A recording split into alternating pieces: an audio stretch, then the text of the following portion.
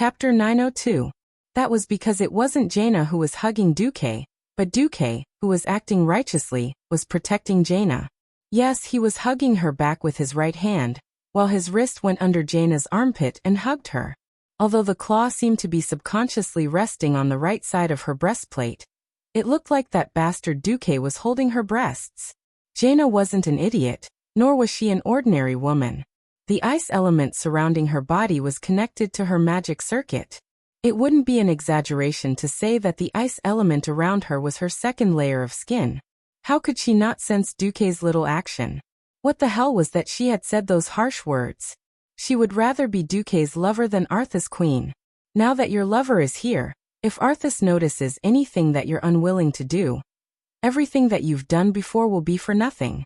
Jaina even began to suspect that Duque, who was a bumpkin in the eyes of other nobles, didn't understand ancient earthy. Fine. That wasn't the point. Jaina had never rejected Duque from the beginning. Unfortunately, a woman chasing a man with a veil was a deadly veil that she couldn't pierce even after a dozen years. Furthermore, after Duque supported her in developing Theramore and promised to help her kill Archimonde on Mount Hyjal, her sincerity, which she had never truly given, seemed to be showing signs of melting. It had nothing to do with a terrible and helpless political deal. It was purely the admiration of a strong woman toward a man who was willing to support her career. It was the faint admiration of a woman toward a hero who was willing to help her take revenge. Haha. So what if I'm a lover? Even if I'm a lover, it's better than becoming the queen of an ugly undying monster. Jaina really thought that way and did it. Even though she knew that Duque was mocking Arthas and that it was likely an act, Jaina didn't mind making it real. So she snuggled into Duque's arms with a satisfied and incomparably seductive expression. She wanted to take revenge on Arthas with her actions. That's right. It was you who summoned Archimonde, you bastard. No matter how much I hate my father, even if I can't inherit the throne because of my big brother, that's still my family's business. It's your fault that the demon you released killed my father and big brother's family. You are also my enemy. Jaina, the social butterfly in history and the movie queen of this world, played the role of a lover brilliantly. She didn't mind the existence of Servanas, who was theoretically Duque's legal wife. Her vivid expression was clearly saying, "Darling, harder, harder." The movie queen's performance provoked Earthes' anger. Very rarely, when Kel'Thuzad's rescue became impossible, Arthas lost her mind. Ah! As Earthes shouted, the frostmorn in his hand suddenly changed. The long and wide blade instantly became dark and gloomy, like the suction of a long vacuum cleaner, swallowing the dark power within an unknown radius of countless kilometers. Then Arthas began to charge. It was a death charge that contained the strongest power he could gather. Every step he took on the ground would cause darkness within dozens of steps. Plants would wither, and all living things would wither. Mograine and Turalyon used both hands to hold the divine weapons in their hands tightly. The golden light of Ashbringer and Quel'Zaram became even more dazzling and resplendent. An opponent who was enraged to the point of losing his mind was the best prey in the eyes of a hunter. But the craziness of a cornered beast meant that one mistake would cost them their lives. Every strong person's face was full of solemnity. Finally, the first attack without any fancy moves came. It was an extremely simple head-on chop. It was a posture without any technical content. Almost every warrior had practiced this chop tens of thousands of times since they were young. It was because it was simple that it was pure. Mograine could dodge, but he couldn't. Behind him were Duque and Jaina, and further away was Ronan, who was standing in the magic circle and unable to move. He could retreat, Duque and Jaina could retreat, but Ronan would definitely be out of luck. They were going to fight the Archerons soon. If possible, it was best to preserve the combat power of every strong person. Moreover, speaking of righteousness, Mograine had never been afraid of anyone after obtaining Ashbringer. In the next second, a heavy collision of light against darkness, strength against strength, shook everyone's eardrums. Bang! It wasn't the clanging sound of metal colliding, but the surging explosion of two masses of energy colliding. The entire world seemed to be divided into two halves at this moment. To the south was Mograine's blazing light. To the north was Arthas's cold darkness. Light and darkness collided violently, bursting forth in this place. Within a radius of 100 meters, everything that had nothing to do with light and darkness was crushed into powder by the violent energy. Unfortunately, this was the decaying fellwood forest, which was filled with the power of death and evil. In a sense, this was already half of Arthas's home ground. Mograine was very strong. His wild and pure holy light was amplified by Ashbringer, and he could suppress Arthas in terms of individual strength. However, Arthas never fought alone. Frostmourne stored the power of darkness refined from nearly 10 million vengeful spirits. Arthas, who was going all out, sent Mograine flying in a single blow. But it didn't matter. In the next moment, Turayan had already arrived. Without giving Arthas any time to react, Quelzaram's golden light dazzled Arthas's undead vision. Another head-on collision of light and darkness.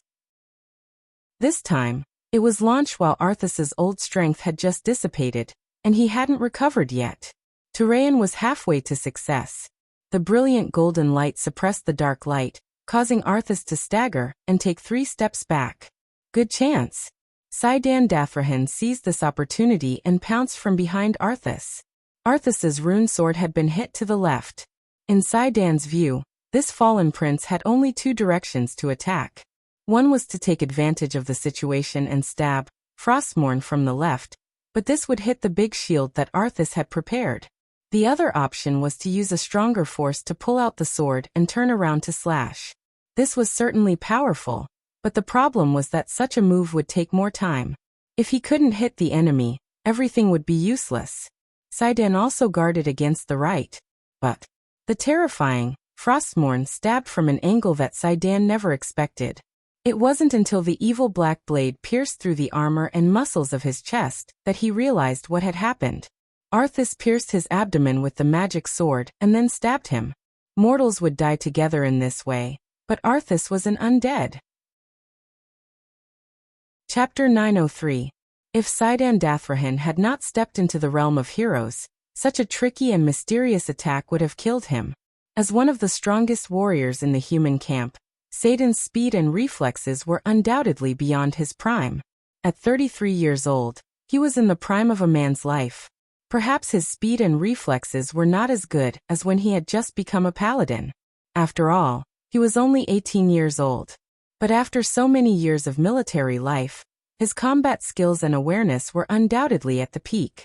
From the beginning of the Second World War at the Dark Portal to the second invasion led by Nazul, to the repeated tug-of-war with Grom Hellscream's Warsong clan in the Tirisful woodlands, Saidan had always been on the front line. So in the end, even though Frostmourne had already pierced through the line of defense formed by his sword and shield like a venomous snake, and pierced through his chest armor, he could even feel the instant pain from his chest and the numbness from the ice seal. Even though the bystanders cried out in shock and everyone thought he was going to die, he did not give up. It was a backward lean similar to the Iron Bridge of China's Kung Fu. In Azeroth's combat training, there had never been such a posture. Lordaeron's swordsmanship training focused on the extremely strict T-step, where the toes were almost 90 degrees apart. This way, whether it was advancing or retreating, moving left or right, it was very flexible. However, only experienced warriors who had fought against the Horde for a long time would understand that in the face of enemies like the orcs, whose strength and speed were far superior to their own, the T-step was nonsense. In the face of such overwhelming power, as long as he used any method, no matter how pathetic he was, he could teach those flawed orcs a lesson after dodging the first blow. Saidan knew that if he leaned back like this, as long as Arthas's magic sword pressed down, he would still be a corpse. In that case, he would at most live for a tenth of a second longer than before. But he had to gamble. He gambled that someone would come to save him in the next moment. This person would not be Mograine or Turalyon. Both of them had tried their best. Then would the final redemption and despair come? Saidan prayed in the darkest of despair. Then he saw light. Golden light. Normally, non-clerics could not have golden light. However, the unquestionable divine aura told him that it was indeed holy light. Saidan's mouth was wide open. It was as if he had seen the arrival of an angel who could slay evil and exorcise demons. Although the angel looked very strange, he was wearing the typical Stormwind blue and white knight's uniform with gold trim, But he was not wearing a single piece of armor. The angel who descended from the sky held a staff that emanated a purplish-blue radiance in one hand, and a golden holy sword that seemed to be used for important rituals in the other. It was a sword that was extremely precise. That was also a sword that saved lives. Like the most dexterous tailor in the world, it accurately pierced Frostmourne's blade like a needle. If it was an ordinary epic-ranked longsword, it would be impossible to block or delay Arthas' demonic sword in the slightest.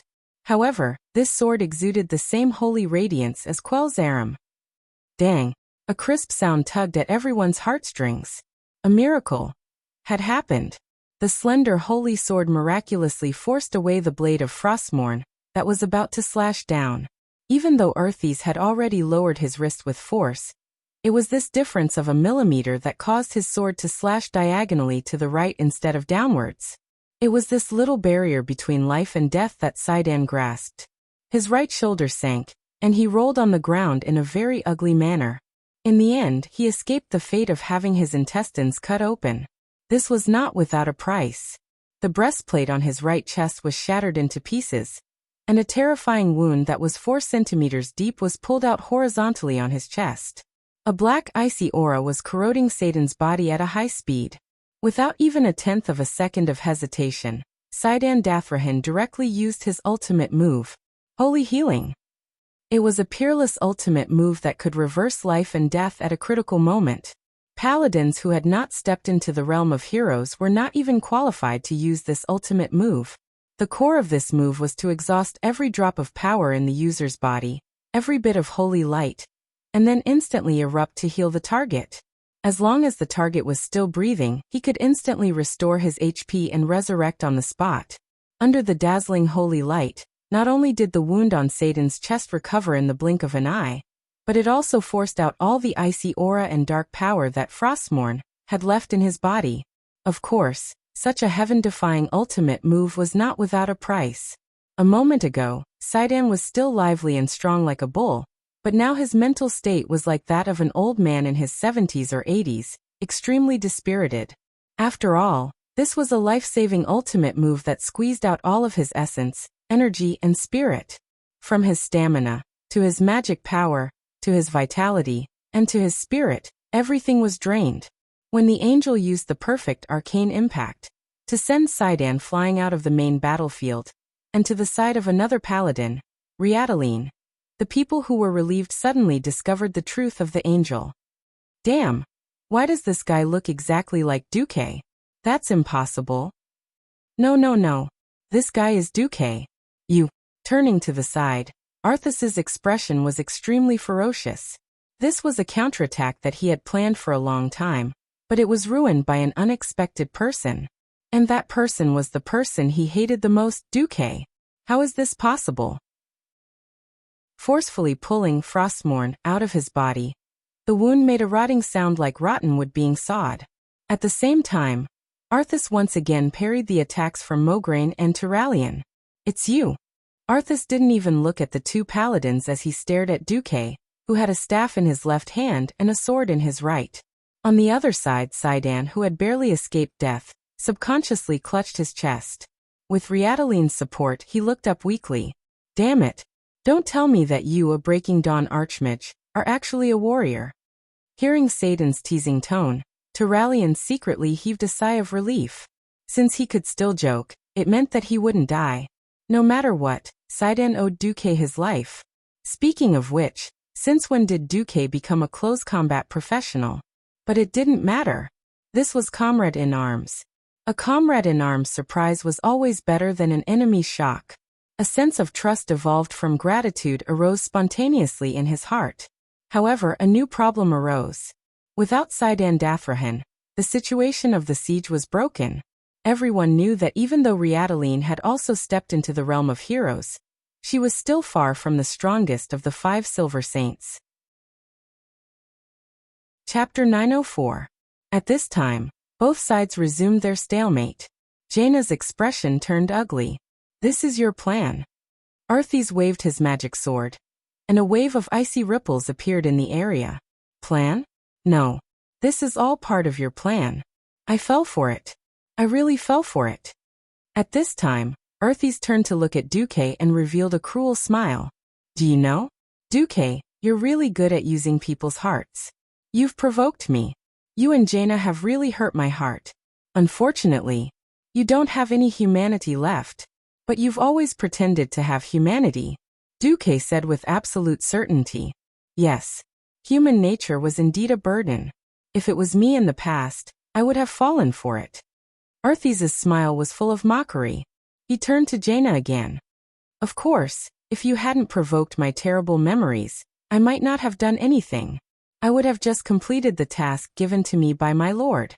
But if there's a chance, I don't mind turning all the women Duke Marcus cares about into corpses, and all the men into death knights or liches. Corpses? Although he didn't understand what it was, he could infer from the words that it was most likely to turn beautiful princesses into undead for viewing and obscene entertainment. Jaina's face instantly turned red. Not only was she angry at these words, but also because she had just pretended to be a lover. Whether it was real or fake, she looked like a clown now. Was it easy for a dignified queen to put on a show here? Fortunately, Duque helped Jaina out. Your Majesty Proudmoore, it's been hard on you to test the waters. Please leave the rest to me. Send Thorham to Theramore first, then come back as soon as possible. Yes. Jaina did as she was told. Test. Yes. Perhaps it was a test, or perhaps it was an act. Anyway, it seemed like a super boss like Earthies who could fight and take damage. Duque really didn't expect to kill him in one go.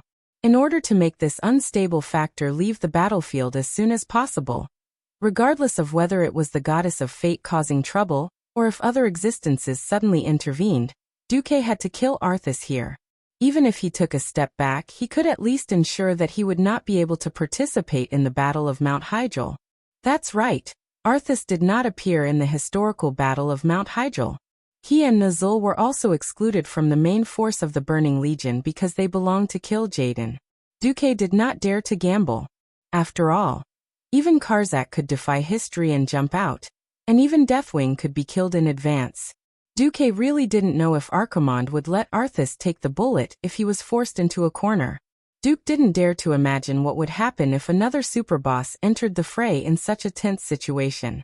At that time, it wouldn't just be a bloodbath, it would be total annihilation. Now reality had proven that the power of a radiant moon was completely useless against Earthies. Jaina's icicles, frost arrows, and whatnot were all automatically disintegrated before they could even get within a 5-meter radius of Earthies. In a physical sense, they instantly disintegrated into water vapor, followed by wandering frost elementals. What's worse was that the wandering frost elementals were being used by Earthies. And Duque sensed for a moment. Even with his Breaking Dawn strength, he still couldn't deal much damage to Earthies, who was basically a demigod. In his heart, Duque spat fiercely. But it didn't matter. Duque got into a stance and muttered in his heart. All right. Now my left hand is staff maker, and my right hand is sword seller. 10 meters away, I'll lower your IQ. 100 meters away, I'm asking you, how are you going to block it? Taking a deep breath, Duque got into a stance. In this era where battle mages were still a novelty, Duque's stance, which was written as a mage, was read as a berserker. Let alone the enemy, even his own people were dumbfounded. Alexandros, Turalian, you two go. I'll use a phantom clone to support you. Mograine and Turalian secretly heaved a sigh of relief. Duque wasn't a true melee fighter, and he didn't have any teamwork. If that small body of his rushed over, they really didn't know how to cooperate. That's right, Duque wasn't short, and he also had steel-like muscles, but he wasn't wearing any armor. Although no armor could block a full blow from Frostmourne, if an elite ghoul came, their epic armor would be useful. Fortunately, Duque was a phantom, and he came to help. The battle started again. Now it was Mograine and Turalian in the vanguard, flanking Earthies from the left and right. Queen Sylvanas continued to wait for opportunities to shoot arrows, and the berserker Duque shouted, "May the holy light shine on you," and rushed forward. No one expected the situation to be completely different. A phantom of Duque appeared 10 meters in front of Earthies. It did nothing but cast speed reduction on the fool. The magic of a Breaking Dawn mage could affect a demigod, even if it was very slight, But Turalian and Turalian immediately felt the difference. Life and death were on the line, and this was no exaggeration. The other phantom was even more savage. Holding a staff in its left hand and a sword in its right, it directly turned into a thief and rushed forward, stabbing Earthes' back. Earthes was so angry that his nose was almost crooked. He was a dead man. He used his advantage as an immortal to the limit. He had used his broken arm to kill Orgrim.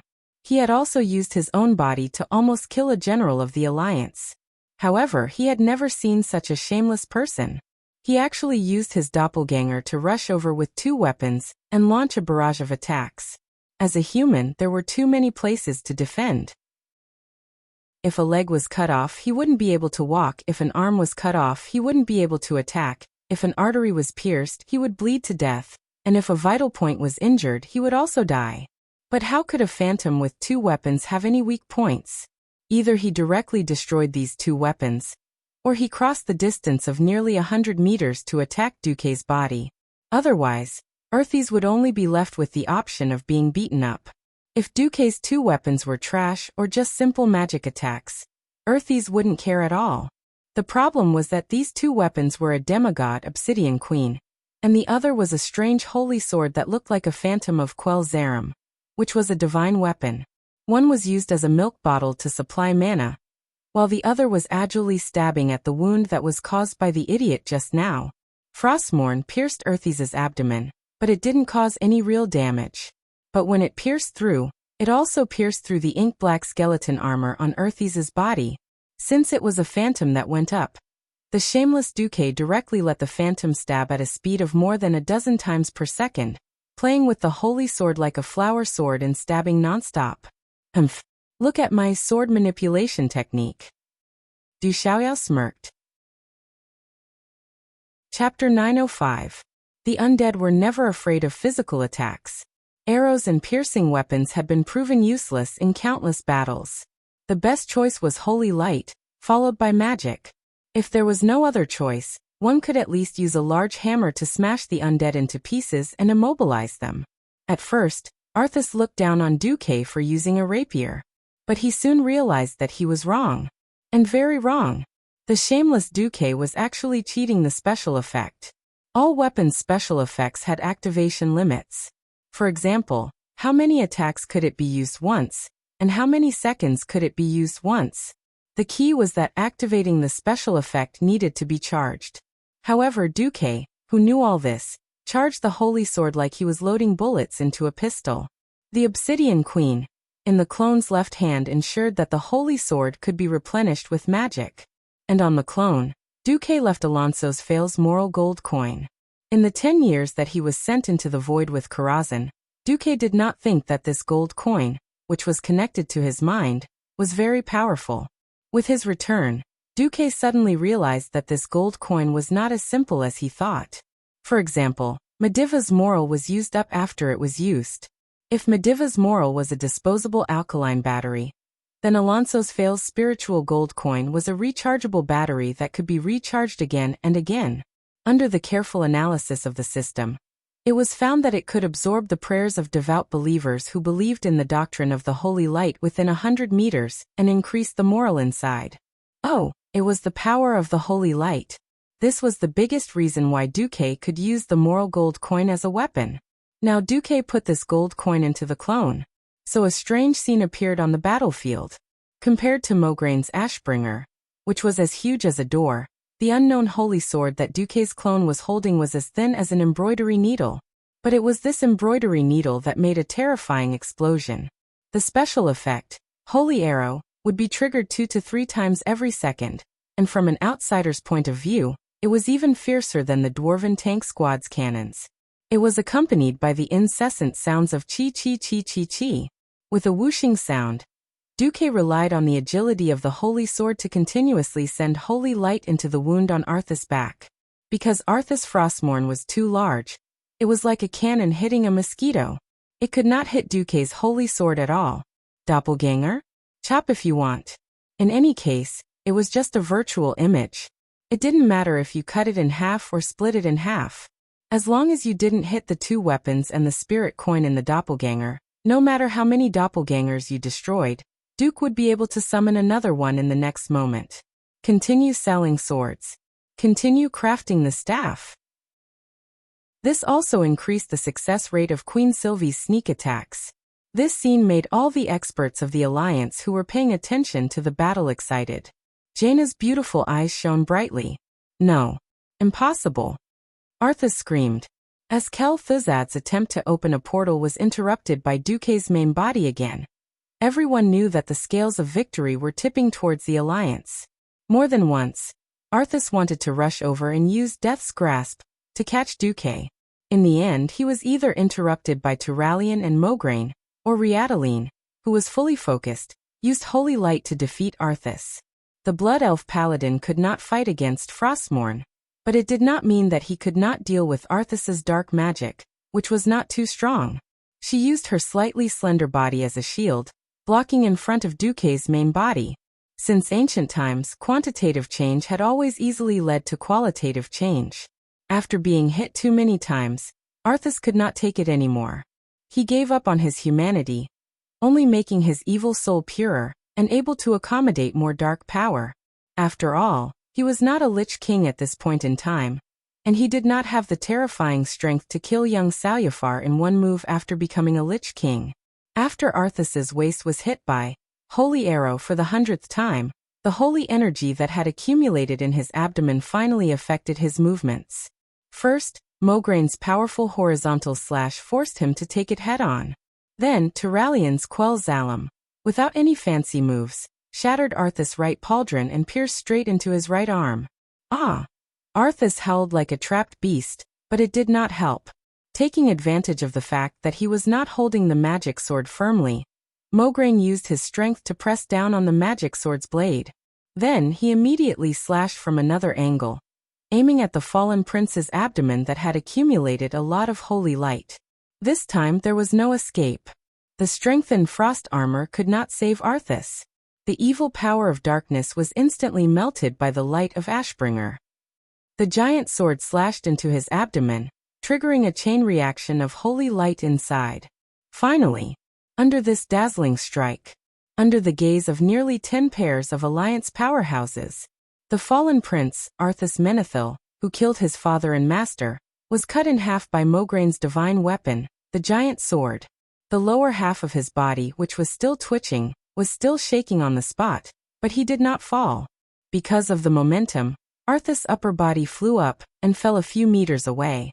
Everyone knew that this was not the end. Duke shouted, "Last hit." Although Turalyon did not understand why it was the last hit and not the sword, it did not affect his actions. Almost as soon as Arthas' body flew away from his sword, Turalyon suddenly stomped on the ground and flew out. He raised the divine sword Quell Zalim high and slashed at Arthas again. As long as the sword struck Arthas' head, the almighty fallen prince who had brought disaster to most of the Rotterdam kingdom would become history after that moment. That's right. The undead could be resurrected. But the premise was that the soul was still there. Paladins did not have the power to expiate evil spirits, but it did not mean that the divine weapons of the holy system did not exist. In order to deal with Arthas, Duke collected all the evil weapons of this time. Was it not to get rid of him once and for all? As long as it hit, no matter how powerful the evil spirit was, its existence would definitely be completely erased from this world. Duke let out the most nervous roar in his heart. Motherf ****.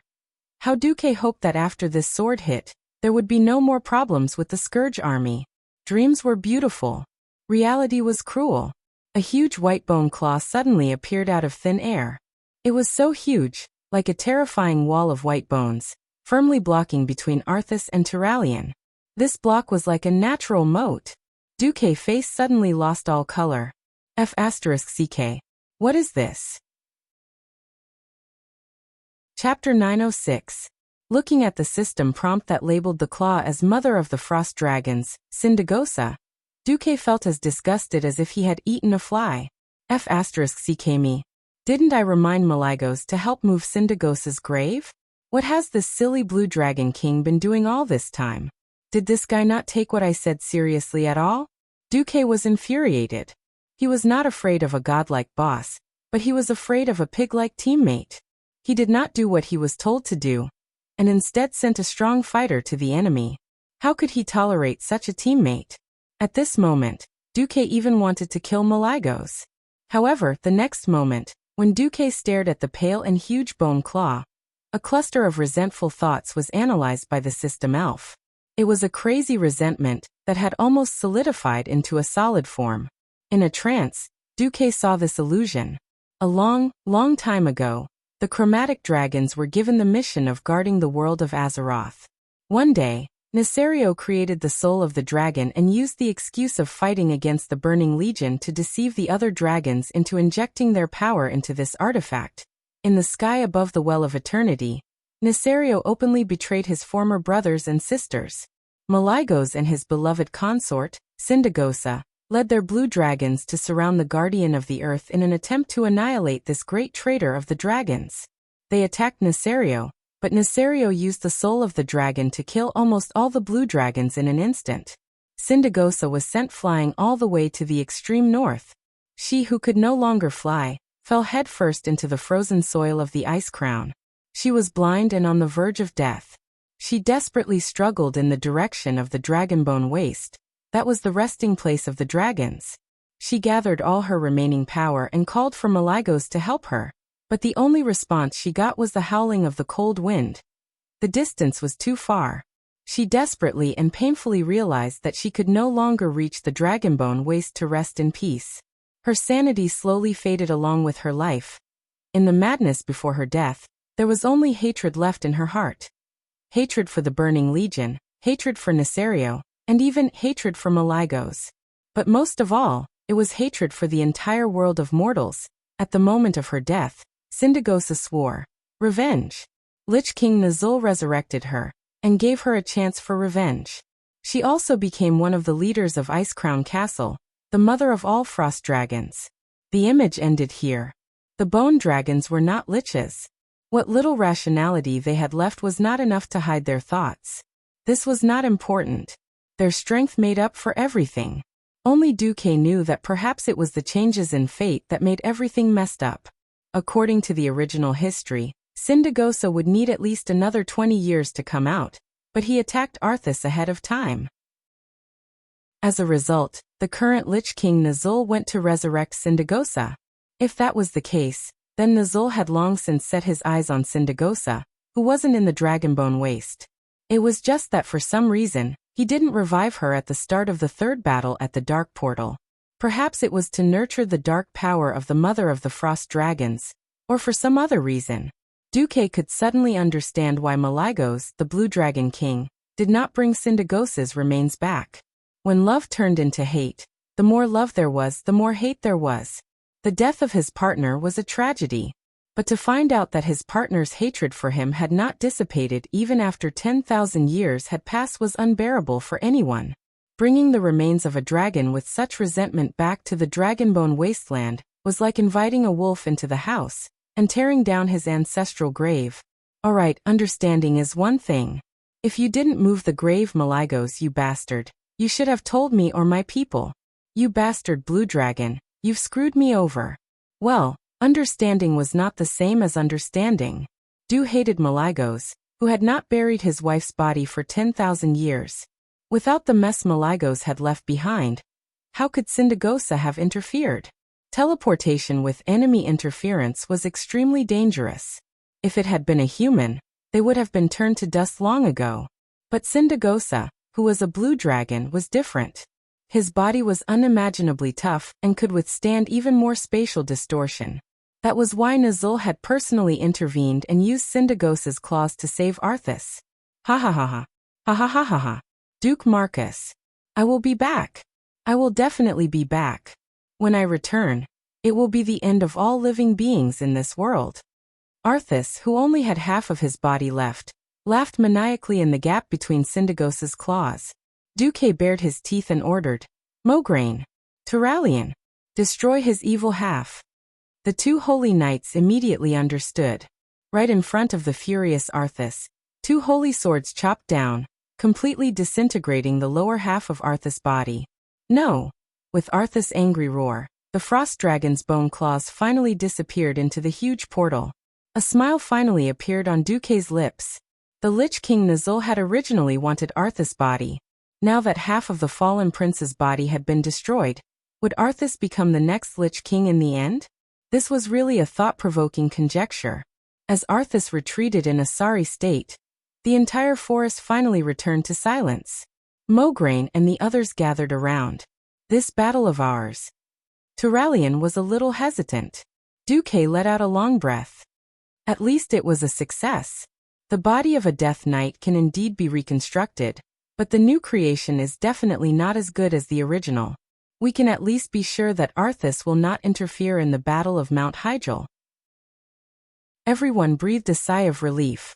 At least no one from the Alliance died, but half of Arthas's strength had been destroyed. Duque turned to Turalyon and asked, "After using Holy Healing, Saidan?" Turalyon smiled. "It's no big deal. He just overdrew his energy. The Holy Light is not dark energy, so there won't be any side effects. Just give that guy an extra chicken leg for his 3 meals. However, I'm afraid we can't count on Saidan's combat power for the Battle of Mount Hyjal." Duque waved his hand, indicating that it was fine. He had brought so many people with him just to be on the safe side. After all, in the original history, the Alliance had only sent Jaina's Theramore expeditionary force. Suddenly, in the far north of Felwood Forest, a huge wave of dark energy shocked everyone. "That's..." Queen Sylvanas was shocked. "It's nothing." Duque patted Queen Sylvanas on the shoulder and smiled. "A Dreadlord must have died." Chapter 907. How awesome would a legendary hero who had stepped into the realm of heroes be? Just look at an egg. 10,000 years ago, Illidan used the power of a demon to destroy the Burning Legion. What arcane power could not do, the demon's dark energy did. Even when he was captured and locked up for 10,000 years, he never changed his mind. Anyone who was locked up in a sealed space without seeing the sun or moon for a month would go insane, let alone 10,000 years. Fortunately, Illidan was blind 10,000 years ago, or he would have gone even crazier. Even though he was suspicious of Arthas' motives, Illidan was still thirsty for magic. He felt that with the power of Gul'dan's skull, he should be able to defeat the Burning Legion's army in Felwood Forest. So he easily took down the demon guards guarding the artifact and got what he wanted. Hiss! Illidan gasped. Then he was immediately amazed by the power contained in the magic artifact. A normal magic artifact would not be able to attract Illidan. But how attractive was this divine artifact-level magic artifact to him? To put it simply, he was willing to be a moth to a flame. Why? Gul'dan was a demigod, and after he jumped ship from a shaman to a warlock, his strength was undoubtedly top-notch. The key was that he died in the tomb of Sargeras. Gul'dan, who had a powerful soul and unparalleled resentment, was immersed in the dark power that flowed out of the tomb of Sargeras for a long time after his death. This made the quality of the entire magic artifact even higher. Illidan would never forget the scene of him activating the power that Sargeras bestowed upon him during the War of the Ancients, and the powerful power that he could not stop. He could still remember the feeling of the powerful energy flowing through his limbs. This addiction made Illidan choose to absorb the power of Gul'dan's skull without hesitation. Just a small portion, but he was like Popeye eating fresh spinach. The muscles in his limbs all swelled up. If he did not restrain himself, perhaps he would have completely turned into a demon. Even so, after Illidan absorbed the power of Gul'dan's skull, he immediately turned into a demigod. Huff huff. Illidan's enlarged nostrils spewed out turbid dark power. He enjoyed this feeling very much. Unlike those pitiful wretches who were overwhelmed by the violent power, Illidan was very clear-headed. He knew what he wanted and what he had to do. Now it's time to complete Tyron's quest. With power, nothing was a problem. With the magical profession of demon hunter, Illidan's body was like a black gust of wind, shuttling between the tall trees of Felwood Forest. The stench of a demon floating in the forest was the best guide. It was no different from having a radar. It was just that Illidan was extremely sensitive to demons. The pollution isn't enough. The Great Master is about to obtain the treasure from the Endless Sea. He will come soon, so we must clear the path first. Ha! A greenish-black shadow suddenly shot out from the jungle like a bolt of lightning. Like a crescent moon, dozens of demon heads with long curved horns soared into the sky. Even the leader of the Dreadlords, Tichondrius, couldn't help but feel a chill run down his spine. A powerful enemy. Who is it? Accompanied by a curse, the Dreadlord raised his hand and cast Putrid Hornet Swarm. A large number of creatures and insects that lived in the darkness responded to the Dreadlord's summon. This black wave of foul aura immediately turned the entire area into a kingdom of death. If Illidan was still in the cone-shaped area that was being attacked, he would have turned into a pile of scarlet bones. He was too fast. The speed of an agile hero was definitely beyond the imagination of mortals. It looked like he had been hit, but in reality, Tichondrius had missed by at least 90 degrees. Woo! Without giving the Dreadlord any time to react, his winged back suddenly had two horrifying bone-deep wounds. One could even see that his shoulder blades, which were many times harder than steel, had also been cut deep by the sword. Tichondrius was scared out of his wits. What made him even more worried was yet to come. The dark energy circuit in his body was suddenly disrupted by a very terrifying force. A force that was even more intense than fire rushed into his dark energy circuit. Not only did it evaporate at least 1/5 of his dark energy, but it also caused a chaotic shock wave that caused damage to his internal organs. While he was not paying attention, 4 consecutive slashes landed on his left rib. This caused the Dreadlord to let out the loudest cry of pain since the start of the battle. Just as he half knelt down, 2 more slashes landed on his right leg. Illidan turned into a tornado as he circled around Tichondrius and slashed at him at high speed.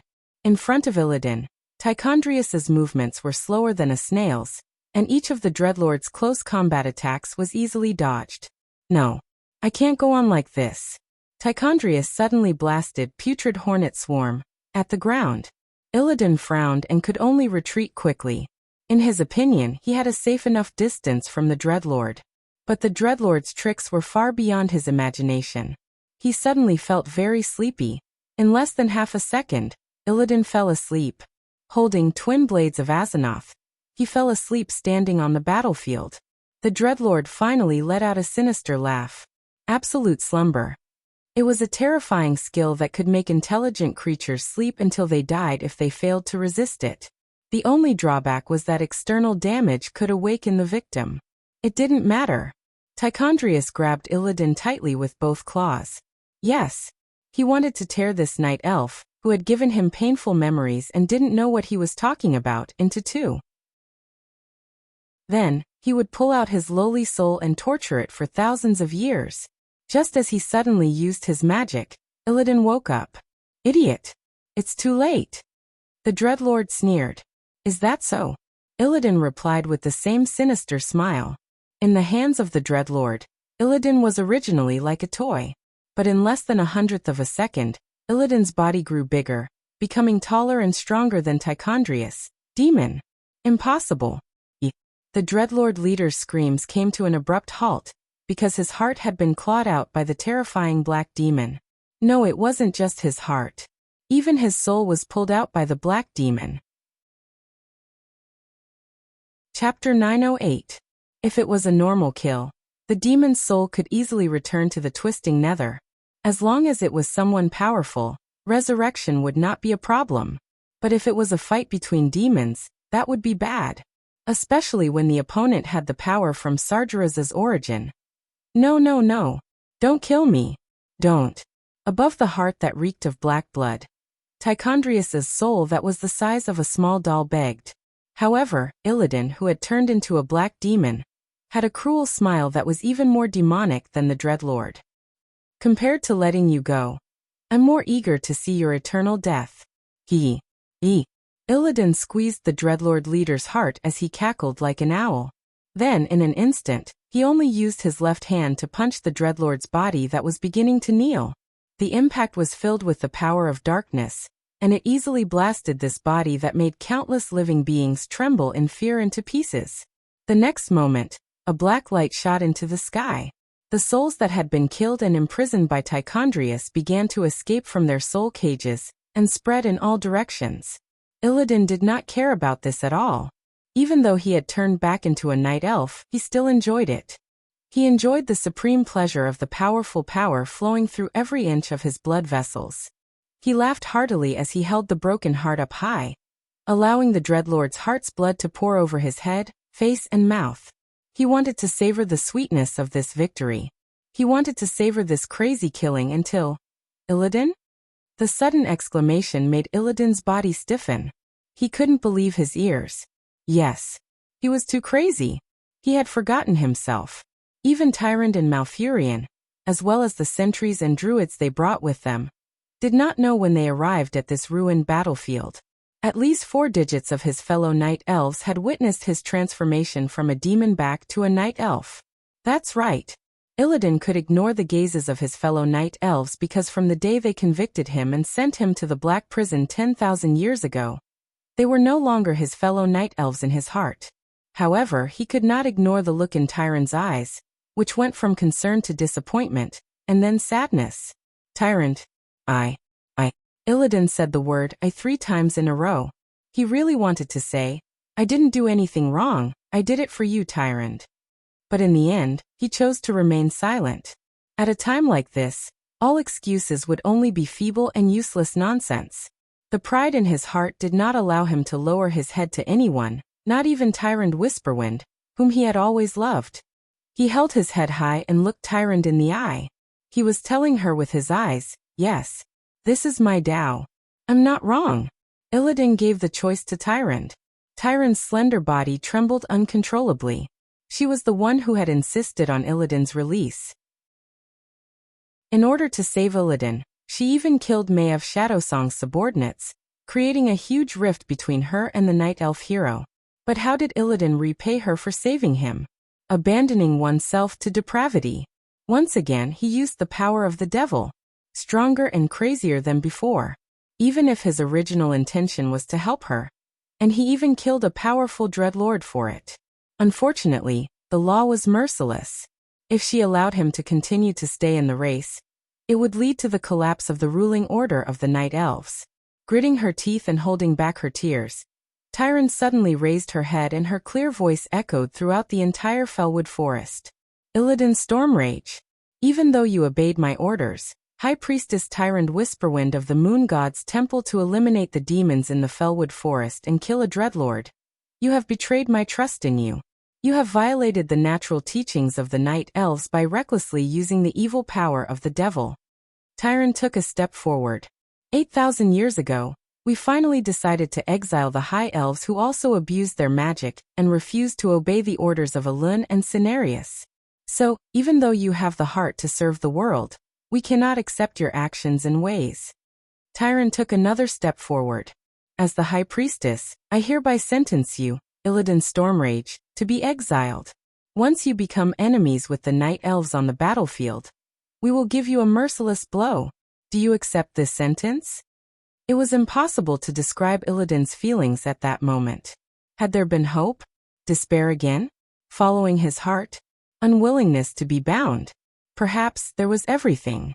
However, Illidan knew that the beautiful days of his childhood and youth were gone forever. And in this lifetime, he was destined to never receive Tyrant's love. But he did not regret it. He only had one word for Tyrant's reply. Humph. Was it disdain? Was it contempt? Retaliation? Or something else? No one knew. The last thing the thousands of elite elves saw was the back of a lone wolf. No one knew that it would be the birth of a new legend, or the beginning of a terrifying legend. Seeing the former Night Elf powerhouse, the High Priestess' childhood friend, leave the Night Elves in such a way, every elf's heart was filled with strange feelings. Illidan left. Leading the army, Tyrant walked on the forest road, which was the path to Mount Hyjal. Malfurion, Before she could finish, Malfurion interrupted. You're not wrong. Your intentions were good, and you gave him a chance, but he didn't cherish it. Tyrant was silent. Malfurion continued. There's no time to be sad. According to the prophet's prophecy, the Burning Legion's main force will arrive in 3 days at most.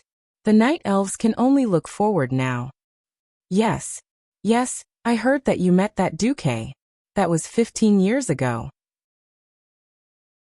The previous guardian, Aegwin, asked me to go over and help. He called me through Alexstrasza, and I couldn't refuse.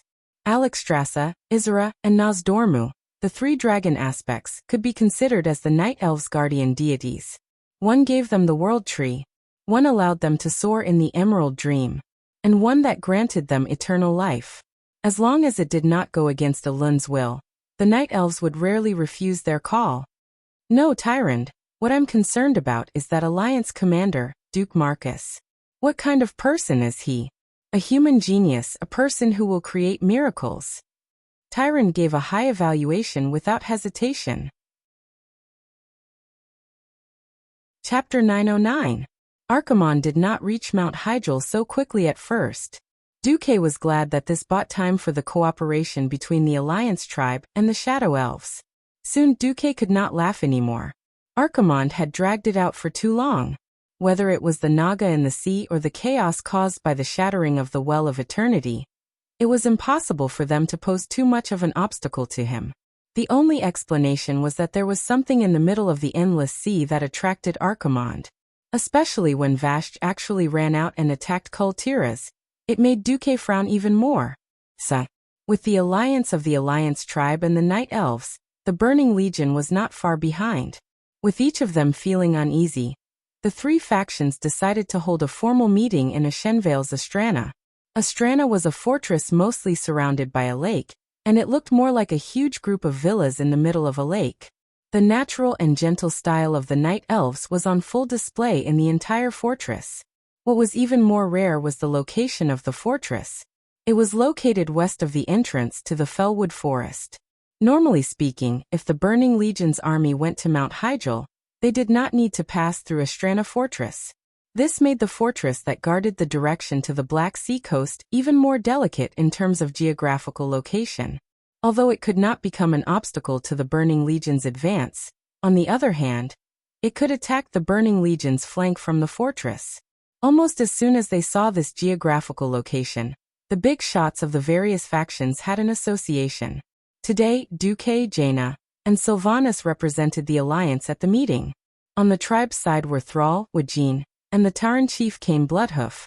The Night Elves were naturally Tyrande and Malfurion. The prophet Medivh, as the leader of the alliance of the three major factions, was the first to speak. I welcome everyone who is willing to put aside their prejudices and cross the boundaries of race, organization, and country to gather together. Medivh spoke in the human common language.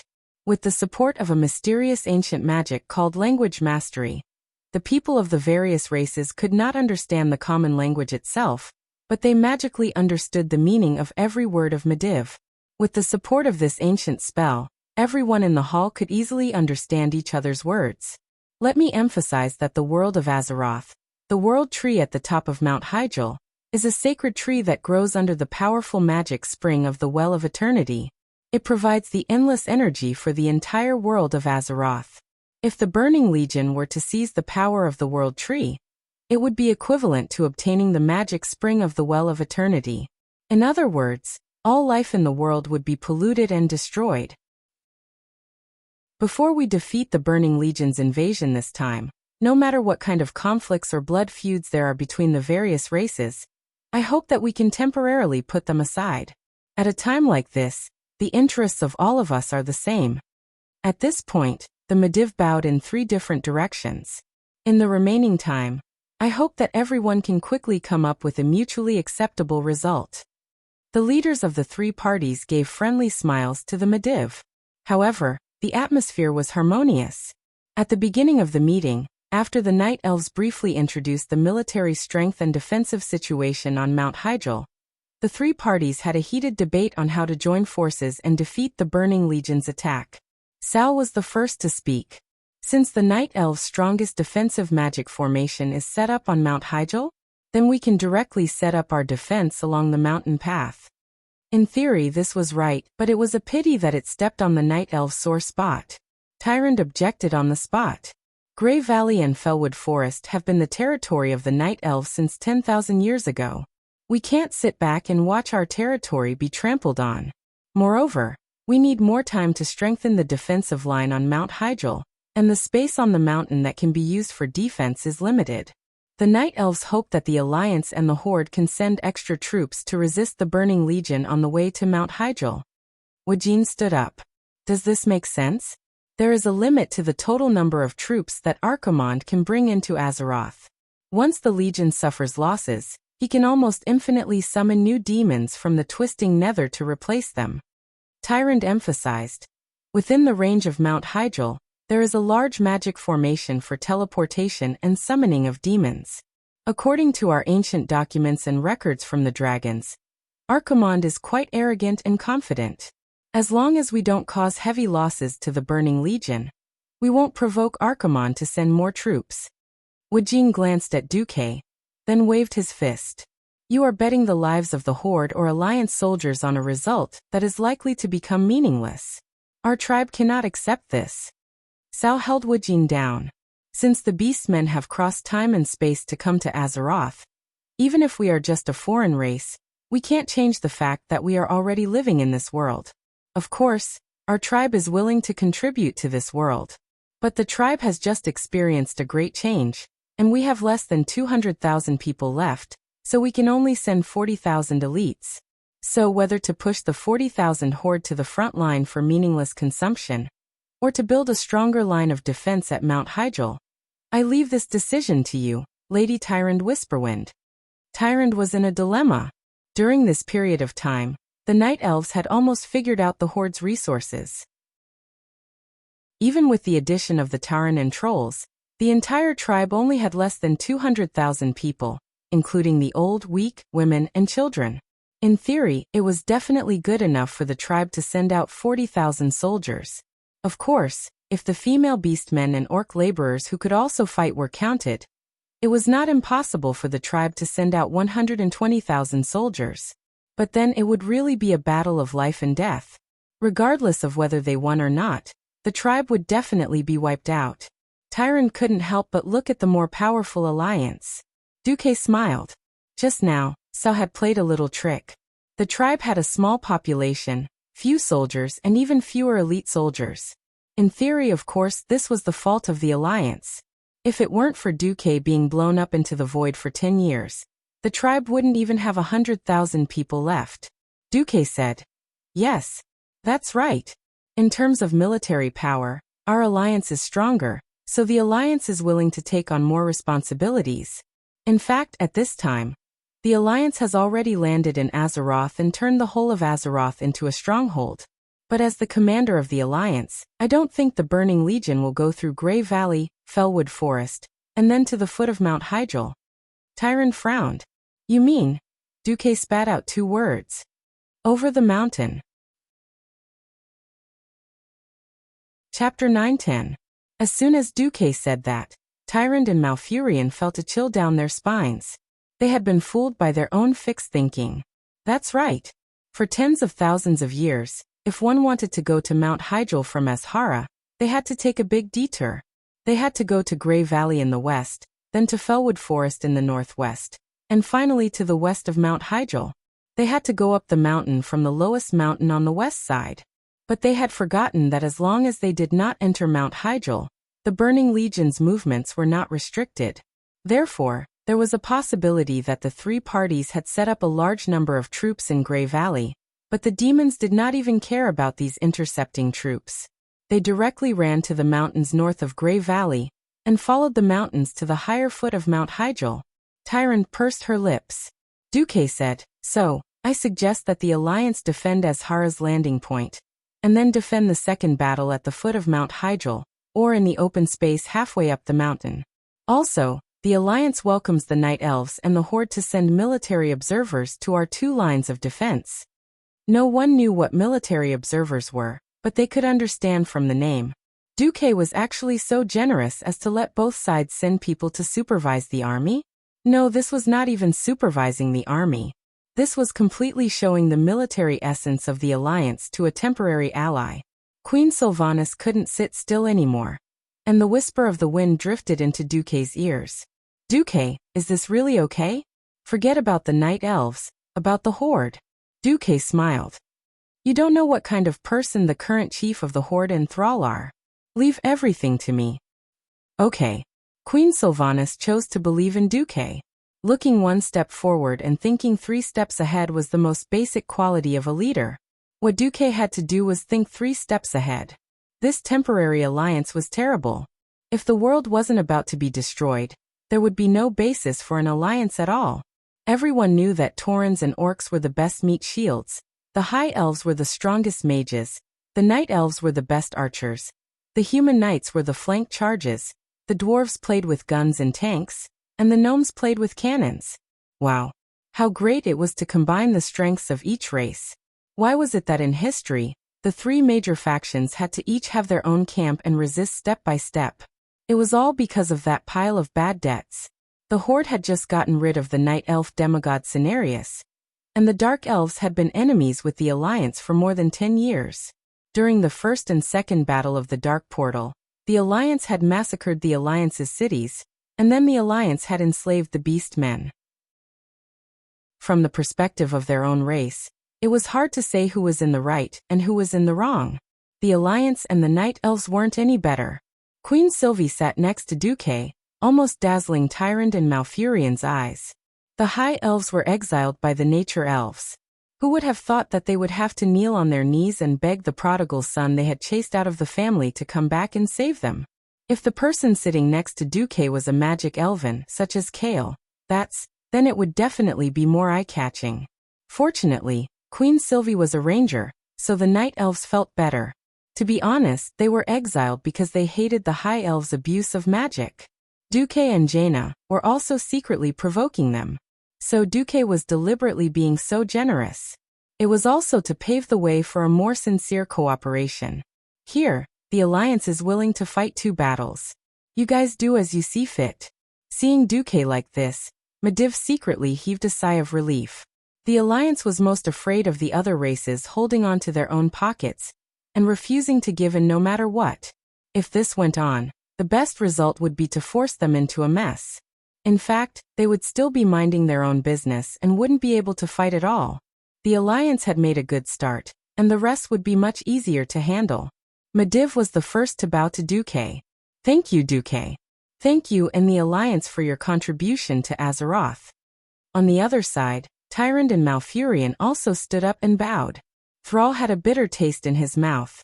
The Beast Men had never been a stingy race. They were straightforward and liked to repay the generosity of others with generosity. But now, the Beast Men couldn't be generous. Thrall had no way of knowing whether his hometown, Draenor, was still there.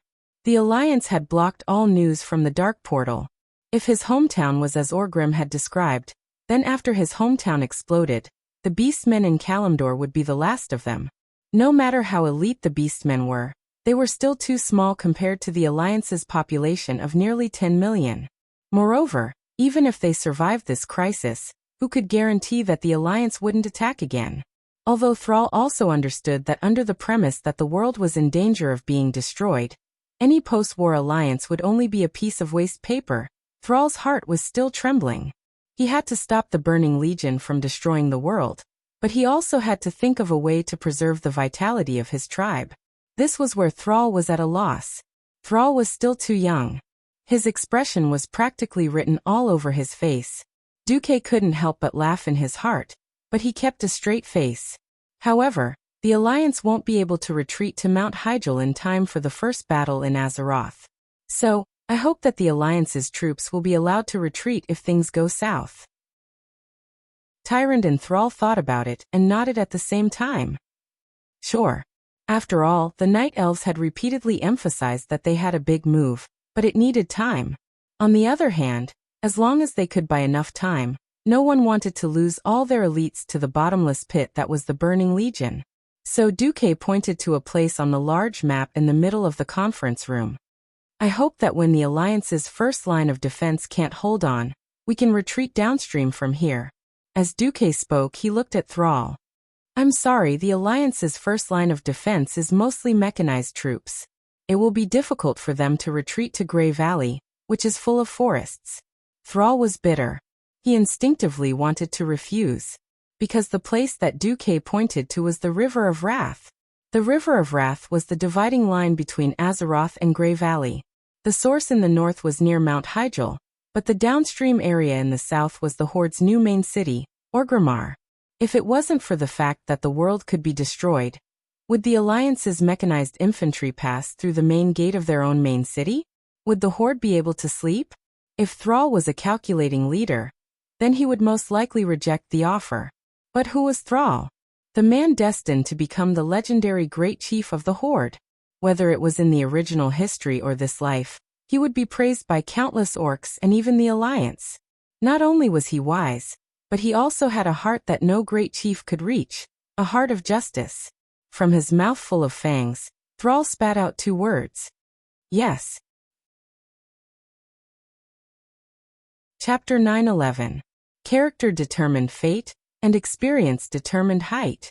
Growing up in human society at a young age gave Sal a broad vision that many of his predecessors, and even several chiefs in the past did not have. This was determined by his upbringing. To Duke's surprise, Sal suppressed the doubts of Dorjan and Kain. He not only agreed to the Alliance's first retreat from the River of Fury, but also generously allowed the Alliance to choose an open space anywhere in the lower reaches of the River of Fury in Duroder. Sal stood up. I can't say that I know the Alliance very well, but I know that human cement is a magical thing. It can build a strong fortress group in a very short time. If the Alliance feels that with more time, they can build a stronger line of defense, then the tribe does not mind defending the first battle at the foot of Mount Hyjal. There was a slight uproar in the hall. To be honest, there was no conclusion as to who would be at the front. Except for a certain transmigrator, no one knew what the composition of the Burning Legion's forces was. It might not be a bad thing to be at the front, because there might be room for retreat. But it might not be a good thing to be at the back, because as the mountain road narrowed, retreat would become more and more difficult. If the Night Elves insisted that they had not settled the matter, and asked them to continue to fight, would they continue to fight or not? But it was obvious that a wider position would be more conducive to the Alliance's deployment of cannons. Duke was indeed interested in the line of defense on the mountainside. After all, the current situation was very different from the original history. The original Alliance only had Jaina's Theramore army participating in the Battle of the Seamounts, so the number of troops was naturally pitiful. Now because Duke had saved half of Lordaeron, almost the entire Alliance was participating in the war. In addition, the gnomes' main city, Gnome Reagan, which should have happened at this time in history, broke out more than a decade earlier. This time, there was no emergency transfer of the gnomes' mechanized troops to save the situation. Therefore, the Alliance's troops were more abundant and larger. The Night Elves would certainly take the position at the top of the mountain, and the remaining 2 options were the mountainside and the foot of the mountain. But the Alliance needed the mountainside, and the tribe's cooperation was needed. Now that Sal took the initiative to propose it, he had really solved a big problem for Duke. After a slight pause, Duke nodded. Thank you, tribe, for your understanding. In exchange, the Alliance will not only provide a large number of excellent holy light weapons to the tribe, but will also provide 500 priests to assist the tribe. Also, provide 2,000 rangers to cover the retreat of the Horde. Sal's eyes were half-lidded. Duke was very generous. Although Orgrim had warned Thrall more than once to be careful of Duke's performance had convinced Thrall. After getting the Night Elves' permission to cut down some of the trees in Fellwood Forest for temporary construction, Sal asked the last question. All right. As for the Night Elves, the tribe only has one last question. Go ahead. Tyrande lifted her head slightly. Whether it's the Alliance or the Horde, we're all prepared to make a huge sacrifice for this battle. I just want to know if the move that the Night Elves prepared is worth it. I don't need a specific strategy or a name. I just want you to look me in the eye and answer my question. Magic and whatnot were too profound for the beastmen. The orcs, who weren't native to Azeroth, didn't want to know what the Night Elves had done in the past 10,000 years to uphold their oath. They only trusted their own instincts. Tyrande stared at Thrall and replied in an extremely sacred tone. It's worth it. And when that time comes, even if the Night Elves are completely wiped out, we will definitely fulfill our oath. Thrall let out a long sigh. I have no more questions. At this moment he looked at Duke. What about the Alliance? Duke sighed softly.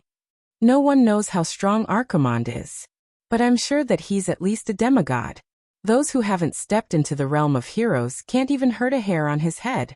So I suggest that even if the defense line is breached, the Alliance and Horde must find a way to gather at the top of Mount Hyjal. Thrall narrowed his eyes. Like last time near the Dalajan? Yes. Thrall was silent for a moment. Then his eyes suddenly widened. To be honest, our tribe has never forgiven you at all, Duke Marcus. Oh, Duque was a little lazy. When has the Alliance ever been willing to sincerely forgive the beastmen who once massacred cities in the Alliance? Thrall didn't care about Duque's words at all. He continued, but for the sake of this world, we choose to believe in the Alliance. Even if temporarily. I hope that before we defeat the Burning Legion, we can work together happily. Thrall strode forward and extended his hand to Duque. Typical Alliance etiquette. Duque let out a murky breath. This feeling was very strange. Two races, two great forces. There was a deep hatred between them, but at this time, they could feel each other's sincerity and chose to trust each other completely. Perhaps this was fate, an ill-fated relationship. Duque smiled. Please be gentle when you shake hands. I'm just a weak mage. If you use too much force, I'll report you for attacking the Alliance's commander. Duque's words made Thrall laugh. He replied in a rough voice, I'll be careful, like I'm dealing with your human porcelain. This was a moment of great historical significance. Duque and Thrall's handshake symbolized the first temporary reconciliation between the Alliance and the Horde in the world of Azeroth. In the face of a greater crisis, they had abandoned their differences and enmity to work together sincerely for the first time. Tyrande walked up silently and placed her delicate hand on their interlocked fingers. For the future of Azeroth. The three of them shouted in unison. A huge war machine that spanned across 8 races started to move at this moment. A few hours later, a spectacular scene appeared in Grey Valley. Tens of thousands of Alliance and Horde troops were marching along the same path. They were once mortal enemies, but now, even though they were less than 5 meters away from each other, they were staring at each other, and none of them made a move. There was no ridicule, no mockery, no humiliation, and no killing. Everyone was heading towards the same goal, the same destination. Standing high up on the hill, Sylvanas looked at the long snake of troops in the distance. He couldn't help but feel emotional. I can't believe they're really going to ally with the Horde. I always find it ironic. Duque turned his head. Ironic? I advise you to get used to it. In the future, the Alliance and the Horde might fight endlessly. Or it might be a united front against a foreign enemy. This is the general trend. Chapter 9:12. Is this the general trend? Queen Sylvanas repeated, deep in thought. The general trend. Since ancient times, how many people had been clear-headed and rational enough to see the general trend? Countless idiots in high positions who thought that the world revolved around them could not see the general trend, causing him, his people, and even his entire race to pay the most terrible price. She knew of Duque's hard work. How many sleepless nights had Duque spent convincing the leaders of the various countries to temporarily set aside their hatred towards the Horde? How many easy gains had Duque given up on to connect the resources of the various factions and make use of the advantages of each faction? Duque used his not-so-broad shoulders to shoulder the future of half of planet Azeroth.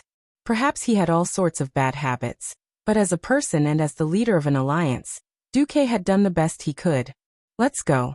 Since the Night Elves and the Horde have agreed to our request, we don't need to make battle plans anymore. Let's go check on the soldiers. Yes. Queen Sylvanas and Jaina, who were beside Duque, nodded at the same time. On the beach of Azeroth, huge towers rose from the ground. Those were temporary mage towers.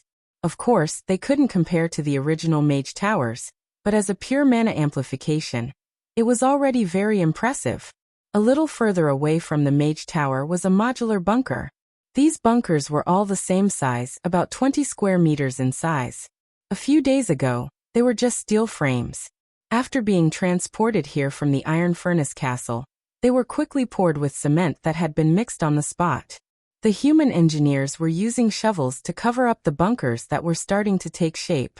Inside the bunkers, there would be a dwarven cannon, or a few crossbowmen using exorcism arrows blessed by the holy light.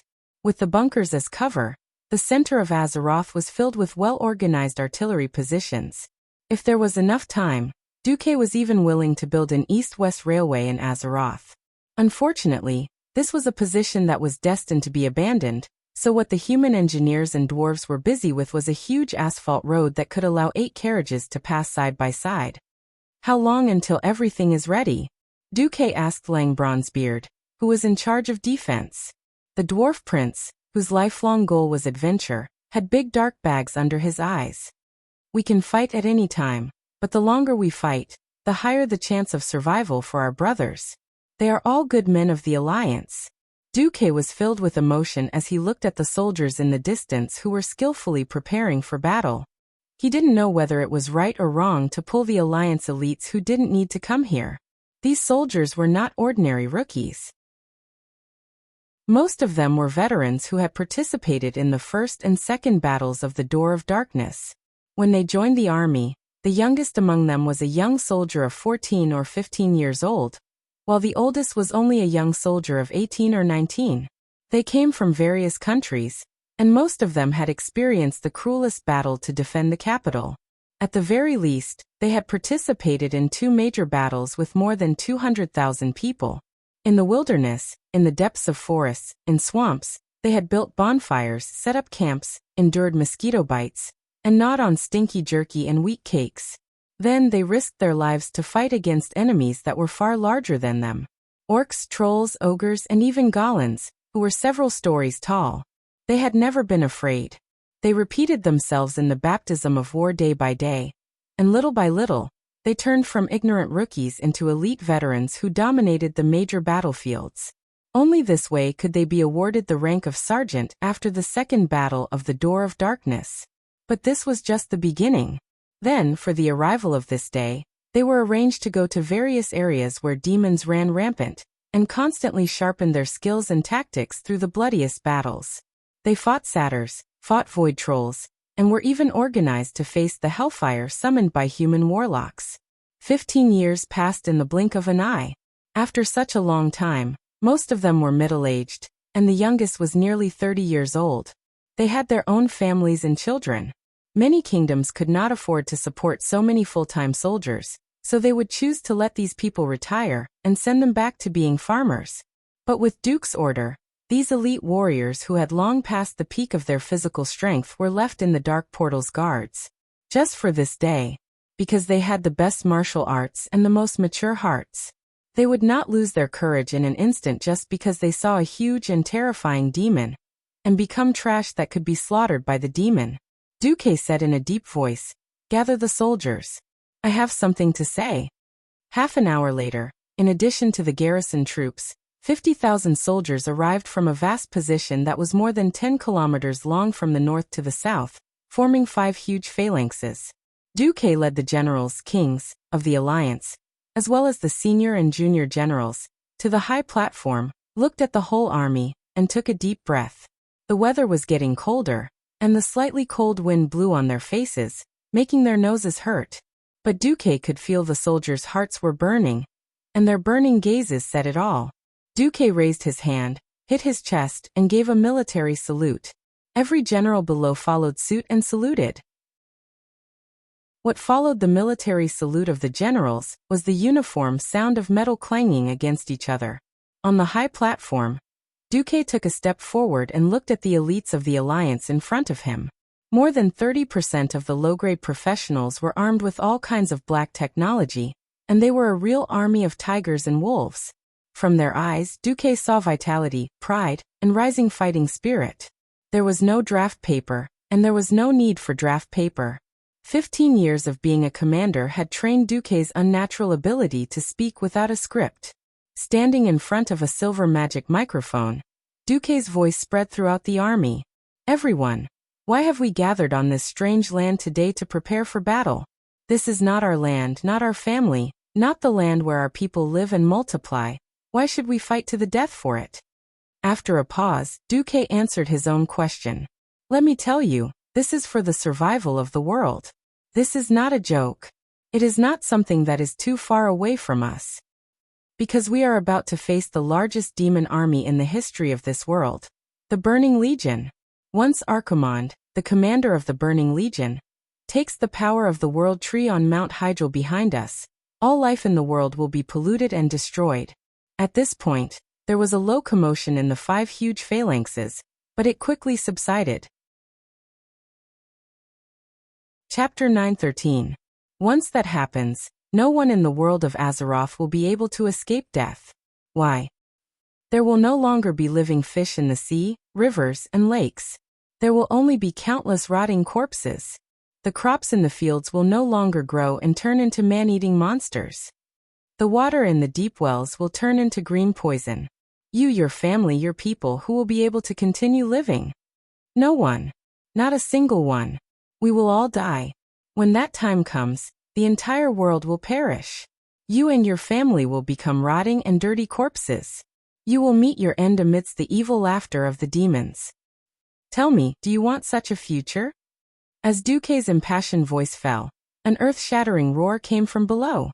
No. We don't want it. Duque waved his fist. That's right. We don't want it. We want to continue living. We want peace for our descendants. We want to multiply. So, what are we going to say to the damn demons with our swords and cannons? Get lost. Go to hell. Demons. Go back to where you came from. It was a messy answer, but it was more real. The 50,000-strong army was like 5 huge boiling pots. They responded to Duque's words with a loud and enthusiastic voice. Duque looked at the roaring expressions on the faces of the soldiers who were no longer young. He was satisfied. He was really satisfied. It was absolutely necessary to have a morale-boosting rally. Knowing what they were fighting for and who their enemies were would make the soldiers more courageous and determined to fight. Duque let the soldiers shout for almost 30 seconds. The next second he pressed his hands in the air and made a mute gesture. It was as if an invisible giant magic hand had isolated the air and stopped the sound from spreading. Every big shot and general of the Alliance was surprised to find that the soldiers who were shouting just a second ago had all quietened down. All the voices stopped abruptly. They were not inanimate objects. They were not the zombies used as cannon fodder by the Calamity Army. They were the most elite troops of the Alliance. They were proud soldiers who had experienced countless battles. If it had been any other general with lower contributions, they wouldn't have been able to suppress them. However, in front of Duque, they were very disciplined. When Duque wanted to speak, he was as docile as a sheep. That's right. This was Duque. He was the #1 hero of the Eastern Kingdom Alliance, who had led the entire Eastern Kingdom Alliance to victory in war after war, and saved the humans, high elves, dwarves, and pygmies from extinction. Looking at Duque's face, people naturally thought of the Great Retreat after the fall of Stormwind City, the Battle of the Southern Sea, the Battle of Paladin Bay, the Battle of Lordaeron City, the Great Battle of Black Rock Mountain, and the latest Dalajan Coalition War and other glorious victories. Only Duke Marcus had such an exaggerated and unsurpassable prestige to suppress these arrogant soldiers and generals, making them feel proud of themselves and obey his orders. In front of Duque's halo of victory, even the Sin-Dorii crown worn by Queen Shirley and the Kurtira's crown on Jaina's head paled in comparison. However, this wasn't important. The two queens locked their burning gazes firmly on Duque's stalwart back, their eyes blurred. Duque spoke again. Yes. Everyone is right. Planet Azeroth is our home, our homeland. Whoever wants to trample on it will have to step over our dead bodies first. That's right. Maybe we will all die. Maybe even our corpses will be desecrated by the evil Calamity Army. We might even have our souls imprisoned and helplessly become evil accomplices. However that, again, like, what? Duque's voice suddenly rose by an octave, and he waved his hand. We have fought with our own will, with all our strength. Even at the end of the world, facing our ancestors, we can proudly announce that we have a clear conscience. So for the future of our descendants, go and fight. Go and roar. With our lives and souls, let's give our strongest voice to the damned demons. Duque raised his right fist with all his strength and pointed it at the sky. Long live the future. Long live Azeroth. Thousands of arms were raised high. It was a forest of swords. It was a mountainous sea of hammers. It was the unyielding will of billions of Azeroth creatures. They completely vented the heat in their chests, letting the thousands of voices converge into one. Long live the future. Long live Azeroth. Duque waved his hand. In the name of the Alliance Commander, I announce that the Mount Hyjal operation has officially begun. Everyone get into position. Let's go. The square formation that was extremely neat a moment ago began to quickly disperse in an orderly manner. Under the command of the middle and high-level generals, the soldiers ran to their respective positions. The once silent beachhead erupted again. Even though they were several kilometers away, they could still feel the murderous aura from above. Turayan and Bulang came before Duque and saluted to Duque. Commander, do you have any other orders? Turayan asked. Duque looked at the undulating beach and sighed softly. Crossing the endless sea to send an army of 100,000 plus heavy equipment was already the limit of what the Alliance could do. It would be great if they could bring the main force of the Alliance here. Unfortunately, there were not so many ifs in the world, Duque said. Soldiers without the will to fight can't face a terrifying existence that is several times stronger than them. But if the will to fight is too strong, it will only cause the good men of the Alliance to die here in vain. Tell the brats below that this is only the first battle. I don't need them all to die here. Follow the rules and retreat when it's time. I have prepared a magic array near Orgrimmar to send the troops in their best condition to the mountainside of Mount Hyjal. Turayan punched his chest with one hand. His gauntlet hit his breastplate with a crisp clang. Understood. Then Turayan and Bulang went down. Just as they were about to walk down the high platform, Duque's voice floated over. Remember to get out of Mount Hyjal alive, and then find a way to get out alive. Turayan and Bulang looked at each other and smiled. Boss, you're so demanding. Of course, if we're going to fight with our lives on the line, Mograine will be the commander here. Waving his hand, Turayan's elegant figure before he left was imprinted in Duque's eyes. Mograine patted Duque's back a little grumpily. Damn it, you make it sound like I'm an idiot who only knows how to fight with my life on the line. Duque didn't reply. He looked at Turayan, and then at Mograine. Duque was deep in thought. Fate had changed. Chapter 9:14. Looking back, many people who should have died in battle were unknowingly saved by Duque. Without Duque, Turalyon would have counterattacked Draenor after the second dark portal and disappeared with the big explosion. 9 out of 10 he was dead. If Kalia was not hidden, then Kalia, who had completely lost hope in life, would have chosen to live in seclusion after the fall of Rotterdam. The scattered people of Rotterdam would have fought for themselves and composed a sad and touching death war song. The crazy Scarlet Crusade would have been born. Saidan Dathrahan's body would have been taken by the Dreadlord and harmed everywhere.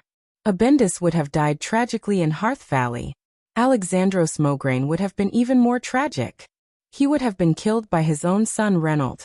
Bewitched by the Dreadlord who pretended to be Saidan Dathrahan, Reynold deceived his father and let old Mograine fall into the trap of the Scourge army. Reynold picked up the Ashbringer and killed his biological father. Although old Mograine was responsible for Reynold's downfall, patricide had always been one of the deepest sorrows since ancient times. There was also Queen Sylvie. At this point in history, she was already a banshee of death. She was bound by Arthas like a dog. Instead of having bright skin and a hearty and proud expression, she could still be alive and kicking by his side. Thinking that this might be the end of the world, Duque let out a long sigh and secretly swore in his heart. Damn it, Archimonde, you must die. Duke's inadvertent expression of great pressure was seen by the two queens at the same time. Jaina's eyes turned. Just as she was thinking of something, she caught a glimpse of the fireworks pinned to her chest armor. Yes, it was a small white fireworks used for funerals. She deliberately pinned it there to remind her of the vengeance of her father and brother. Jaina pursed her lips. When Sylvanas caught up with Duque, Jaina was still half a step too slow. But she did not regret it. At this moment, Mount Hyjal had become a huge pre-war construction site. At the foot of the mountain, the elves who were watching felt their hearts aching as they watched the crude orc laborers chopping down the 100-year-old trees with great effort. They used the thick trunks of the trees as the pillars of the huge blockhouses, and sharpened the smaller branches and inserted them into the ground, facing the foot of the mountain, to serve as antlers. One after another, archer towers in the style of orcs rose from the ground. Tall and slender trolls nimbly climbed up the towers. They took a large piece of metal from the goblins and stuffed it outside the arrow tower to act as a shield for themselves. Then they arranged the javelins provided by the humans in a position that was convenient for them to reach. The spearhead, which was made of fine steel, shone brightly in the dusk. At the mountain pass, the wide ground on both sides was surrounded by wooden stakes and thick ropes. There were signs in all kinds of languages stuck on them, and there were even pictures of goblins scribbled on them. Holding his beloved axe, Bloodhowl, Grom muttered, "Thrall, I don't trust those dwarves at all. Although their skin is also green, look, since noon, those idiots have already blown up more than a dozen of their own people." Thrall patted the shoulder of this senior, who had narrowly escaped death. "Grom, first, it wasn't the orcs, trolls, or taurens who died. Second, they aren't even afraid of death, so why should we worry for them?" Before Sal could finish speaking, there was a loud boom sound. At least half a dozen goblins were blown into the sky, and then disintegrated into green and red parts, scattering evenly on the ground within a radius of 100 meters. Then, the nearby goblins all gaped as they watched their companions succeed in courting death, as if they were watching fireworks. Some even whistled. There was no need for the orcs to criticize them. A goblin sitting on a thick metal robot that was as tall as 3 people picked up the metal loudspeaker and cursed. His sharp and unpleasant voice could be heard within a radius of hundreds of meters. "Frank, I told you, don't let those idiots go to where we buried the mines. And I repeat, don't eat a cigar when burying the mines." The goblins below looked at their boss with puzzled and amused expressions. The goblin flipped out. "Bastard! Who dares to not listen to me? Half of your wages will be deducted." This time, the goblins below all seemed to have been ruthlessly whipped. They all obeyed as if they were facing a great enemy. On the other side, Grom slapped his forehead. His expression was clearly telling Thrall, "Look." Thrall couldn't help but bare his teeth. But then he changed the topic. "But, if this world has a future, I will consider recruiting goblins into the tribe." Even someone as bold as Grom couldn't help but exclaim in a low voice. Thrall took out 2 axes from the box beside him. One was an incomparably crude stone axe made from sharp stones and thick branches. The other was a steel axe that emitted a cold light. It was obvious that it was a killing weapon. "One is what we can make now, and the other is what the humans just gave us. You know what I'm trying to say." Grom was silent. He was most aware of the backwardness of the orcs in the field of forging and metallurgy. In the 10 years of living in the forest of Tirisful, an axe forged by the dark iron dwarves, even if it had been chipped countless times, was still a treasure in the eyes of the orc soldiers. The most exaggerated thing was that this axe had changed owners for a total of 15 times, and it had never been eliminated. Why? Compared to the stone axes and hammers that were easily broken by humans, the sturdy dwarven products were, of course, more trustworthy. In the end, wasn't this the backwardness of technology? The backwardness of civilization? Backwardness meant being beaten. This was inevitable. Wajin came up and dispelled Grom's last hope with one sentence. "The trolls have spent 8,000 years to prove that using flesh and blood to fight against a higher civilization would lead to a tragic end. The Lordaeron continent that you ravaged 14 years ago, the capitals of the human kingdoms that you destroyed, were all once the territory of the Amani Troll Empire." Grom no longer raised any objections. Thrall set the tone for this matter. "We'll talk about those things later. Right now, the Burning Legion is our real enemy. We are not fighting for the Alliance at this moment, but for the survival of the tribe. Since Duke Marcus has treated us with sincerity, we must return the favor of a warrior." "Understood." Several tribal leaders answered in unison. However, looking at the noisy goblins, Thrall was thoughtful. Late at night, the tribes at the foot of the mountain and the alliance on the mountainside were still preparing for war all night under the lights. Duque suddenly received an urgent call from Sylvanas. "Second sister is in a hurry. Come quickly," Lilith nervously informed Duque. Who knew? As soon as he entered Queen Sylvia's tent, Duque's knee was hit by an arrow. Chapter 9:15. When Duque lifted the curtain of the tent and went in, he was shocked by the darkness inside, and then he was shot. The moment he was hit by the arrow, Duque recalled a famous saying that had spread far and wide. I used to be a dragon-slaying hero, until I got shot in the knee. Well, those were all unimportant things. The point was, Duque did not understand why Queen Wuxia shot him with an arrow. Before entering the tent, the system elf helped him scan it, and there was only Queen Wuxia in the tent. What the hell? Or did I make a big mistake? Queen Wuxia finally couldn't stand me having a harem, and wanted to murder her husband? Is this the legendary tragic ending of killing her husband with a hatchet? Full of questions, along with the rapid spread of numbness from his knee, almost drove Duque crazy. The strong numbness almost made Duque fall on the ground. The next second, Duque suddenly found himself buried in a pair of elastic Mount Hygel. This is... Duque heard Queen Wuxia's voice. Sorry, I used a strong anesthetic on the arrow. But it doesn't matter, it won't cause any harm to your body. For some reason, Duque suddenly remembered. According to history, after Nazul's control weakened, Queen Shi, who had become a death banshee, relied on an arrow coated with a powerful poison to shoot Arthas. Arthas was almost completely killed. Damn it! How could I forget that Sister Wuxia is a master of poison? By the way, what did I do wrong? She actually wants to use the arrow, which is worth at least 1,000 gold coins, to kill me? Duque felt like he was in a trance. He wanted to curse, but the feeling of having his face pinched by the Mount Hygel was great. No. Now was not the time to worry about this. What did Queen Wuxia want to do? Duque wanted to open his mouth, but he found that his whole body was numb, and he could not even speak. Don't worry, how could I hurt you? If Big Sister and Third Sister come back, they will skin me alive. Queen Sylvie laughed as she dragged Duque to the bed like a dead dog.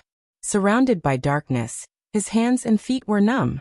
Through the system elf scan, Duque found that Queen Sylvie had taken off his magician robe and was tying him to the bed.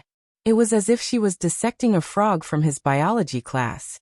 A cold light shone in the darkness. Duque's scalp went numb. He could recognize it even if he turned to ash. That was the ultimate weapon that countless Azeroth players had used before he traveled to this world. It was the weapon that had skinned billions of ferocious monsters. Even the behemoth and the dragon race were not spared. It was the ultimate weapon that the players would not change even if they changed their weapons countless times.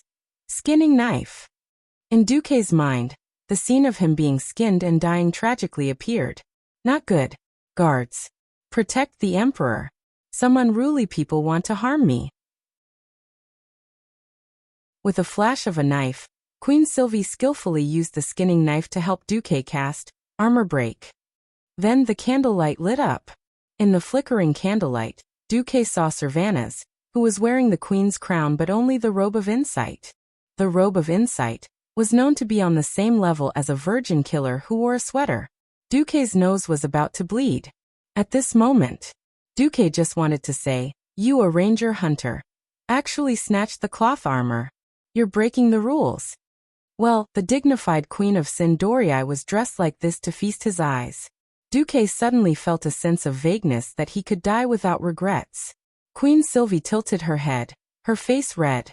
Originally, I didn't want to start this hunting ritual. I always thought that you were my prey, and no one could take you away. Speaking of this, Sylvanas sighed. Who would have thought that an Archimond would come out? Well, I can only let you have it. Ugh. Queen Sylvie sat condescendingly, her slender fingers stretched out and tapped on Duque's chest, showing a beautiful arc. She made an extremely domineering declaration. I declare in the name of the Queen of Sindorii, Sylvanas Windrunner, you, Duke Marcus, will be my prey for the rest of your life. You are mine. Without my permission, no one can take you away. Until the end of the world. With that, she gently dripped a drop of anti-paralysis potion into Duque's mouth. Queen Sylvie leaned down and used her fiery red lips to enjoy her prey. In the face of bullying and oppression, Duque's godly sword rose up to resist. It stubbornly faced the attack, trying to pierce through the devouring darkness. Finally, the sword light shot out, scaring the cruel queen so much that her face turned pale. Queen Sylvie's more miscalculation was yet to come. She didn't know that Duque didn't necessarily need his muscles to control his body's movements. He could use his magic circuit to control his body. Duque launched a great counterattack. He attacked. Duque's godly sword shocked the world. One sword light froze 19 continents. Duque told Queen Sylvie with hard facts. Those who play with fire will burn themselves, and those who play with swords will be hurt by swords. I don't care if you're a high and mighty queen. You're also my Aurelia's sister. Kill without mercy. Look. With one slash, blood splattered everywhere. The queen, who was hit by the sword, was like a swan shot by an arrow. She raised her neck high and let out a scream. Duque. You bastard, Servanas cursed. Come on. Let's fight. Duque was full of fighting spirit. Berserker Duke activated Godly Sword lunged 999 times. He directly sent Queen Sylvie to heaven. At dawn, Queen Sylvie hugged Duque tightly, tears still hanging on her long and straight eyelashes. The two woke up almost at the same time. Their eyes met. There was an indescribable deep affection and uncountable bitterness. If the scout ship's report was correct, the first battle of Mount Hyjal would begin this morning. There was not much time. Sigh. The two sighed softly at the same time and fell silent at the same time. Without a word, Duque got up. She was clearly a noble queen, but Servanas was like a gentle and virtuous peasant woman serving her husband, personally helping Duque put on his shirt and other clothes. Duque noticed that this brand new shirt had clumsy workmanship that could be said to be an insult to the elven costume designer, but the shirt was extremely fitting. Duque revealed a gentle smile. Thank you. Servanas' eyes were suddenly filled with tears. Don't you dare damage this shirt. Right. If the shirt wasn't damaged, he would naturally be fine. The smile on Duque's face grew wider, and he raised a wooden scepter that looked like a drumstick in his hand. A mere Archaron can't do anything to me. I'm the man who will take, Atish, the legendary scepter of the Guardian, in the future. Unknowingly, Servanas' eyes became infatuated.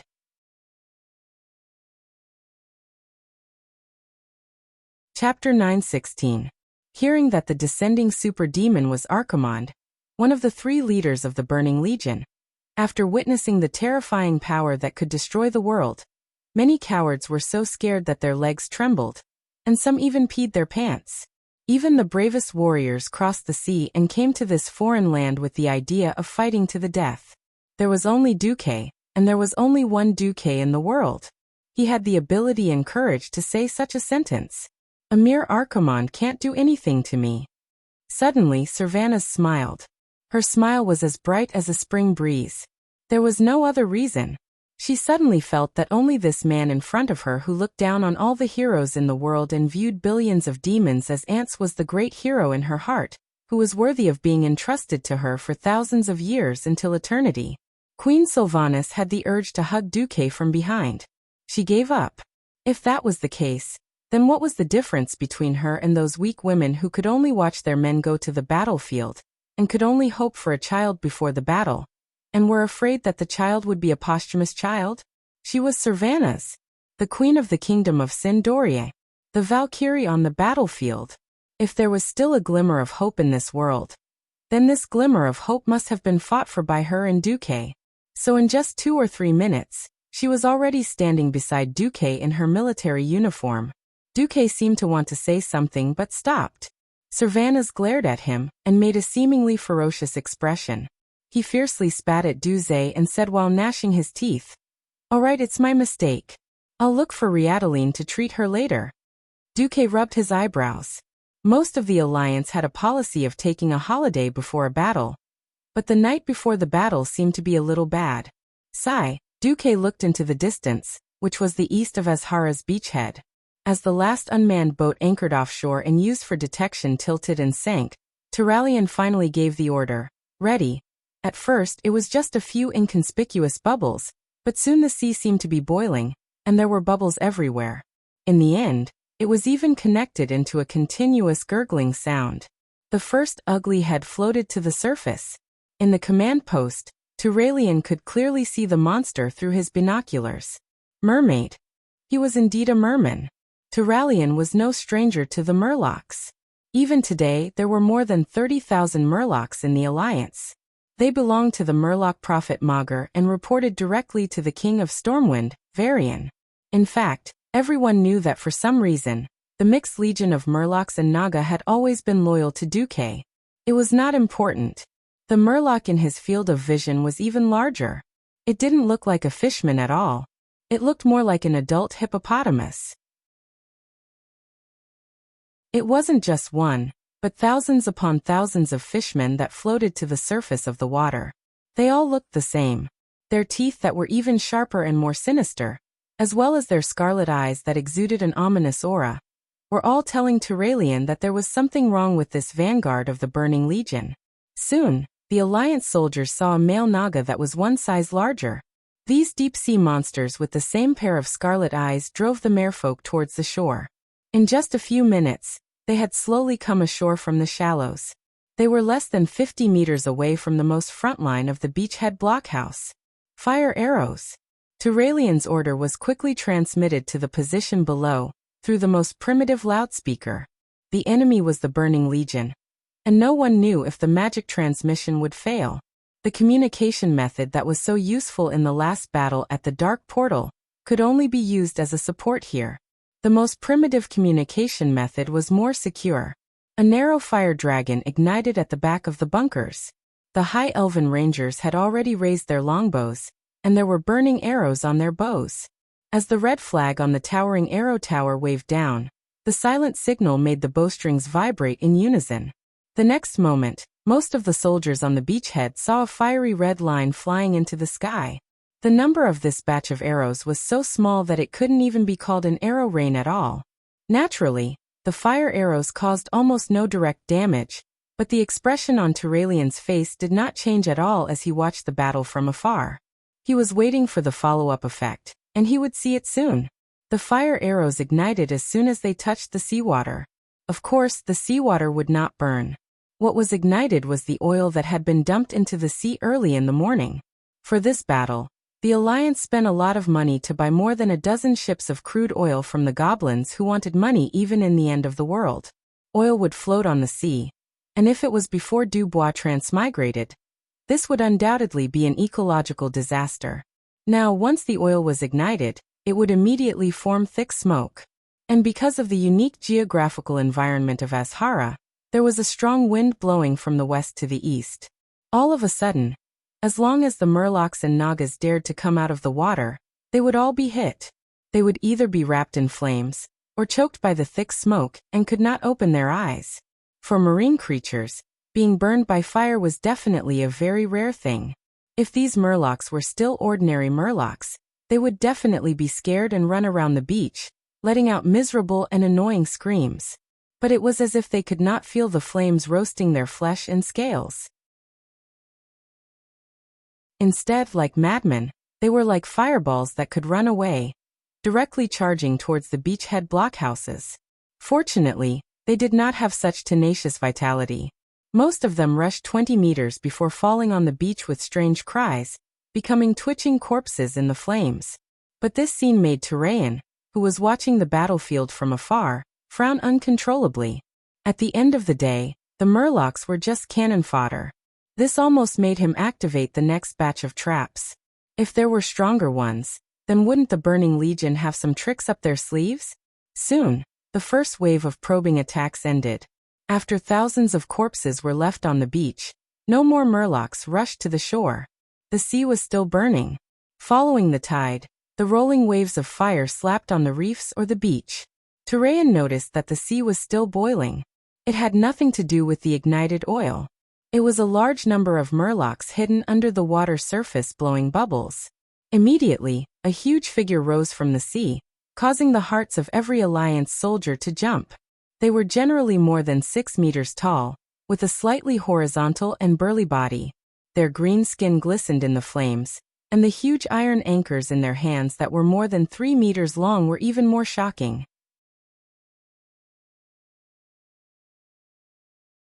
Chapter 9:17.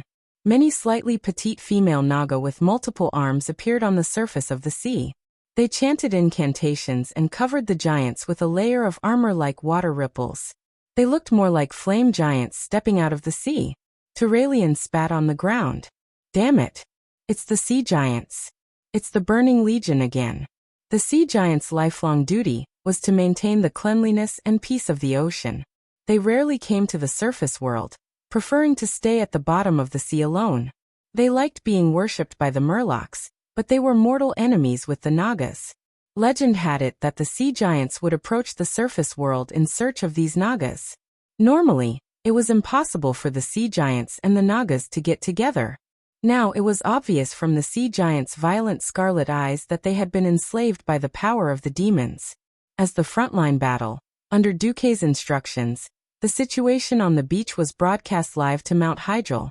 In front of the 3 camps at the foot of the mountain, halfway up the mountain, and at the top of the mountain, there was a huge magic projection screen 40 meters high and 100 meters wide, conveying the information of the Burning Legion to the soldiers of the 3 major factions. At the foot of the mountain, Grom snorted disdainfully. Teach. The Gollans are bigger and much more agile than these guys. Sal sighed and had to coax Grom. The Gollans won't charge in a group of hundreds or thousands, and there's only one Grom Hellscream in the entire horde. Flattery was a technical skill, and once it was done well, it was quite powerful. The Hellscream family was famous for their Gollans. But even in Draenor, terrifying monsters like the Gollans, who were more than 10 meters tall, were still rare. According to incomplete statistics, the number of Gollans could barely reach 4 figures. Usually, one Gollan could lead an entire ogre clan, so Sal was right. There would never be a spectacular scene of 1,000 Gollans charging. However, seeing that the Alliance's position had to face the charge of at least 500 sea giants, Sal was still worried for the Alliance, even if it was not the horde that was facing the enemy. If the Alliance's first battle collapsed easily, it would be the horde's turn to face these monsters in 2 days at most. In front of the terrifying height of the sea giants, the horde's arrow towers were toys. Sal suddenly missed Orgrim's personal guards, which were almost all elite guards made up of the strongest ogres. If it's them, maybe they can fight against the Sea Giant Legion, Sal muttered. Gazing at the projection on the mountainside, Jaina asked, "Is it really okay for you not to go to the front line?" Duque did not even look back. They are proof that I came to this world. If they fail, it will be my failure." On top of Mount Hydril, Tyrant and Malfurion's eyelids twitched. "Prepare for the ceremony," Tyrant said. Malfurion. Okay. Star translated of God. Tyraean finally gave the order from the command post. Chain grenades. Of the sea. What Nagoth sea of? Of the sea. The 2 small iron balls were chained together. When the iron ball and the iron chain were shot out of the cannon, if the target was hit, the iron ball would be pulled by the iron chain and spin continuously, breaking the mast of the enemy's sailboat. 2 small iron balls were chained together. When the iron balls and chains were shot out of the cannon, the sea giant's ankles would be pulled down by the force of the impact.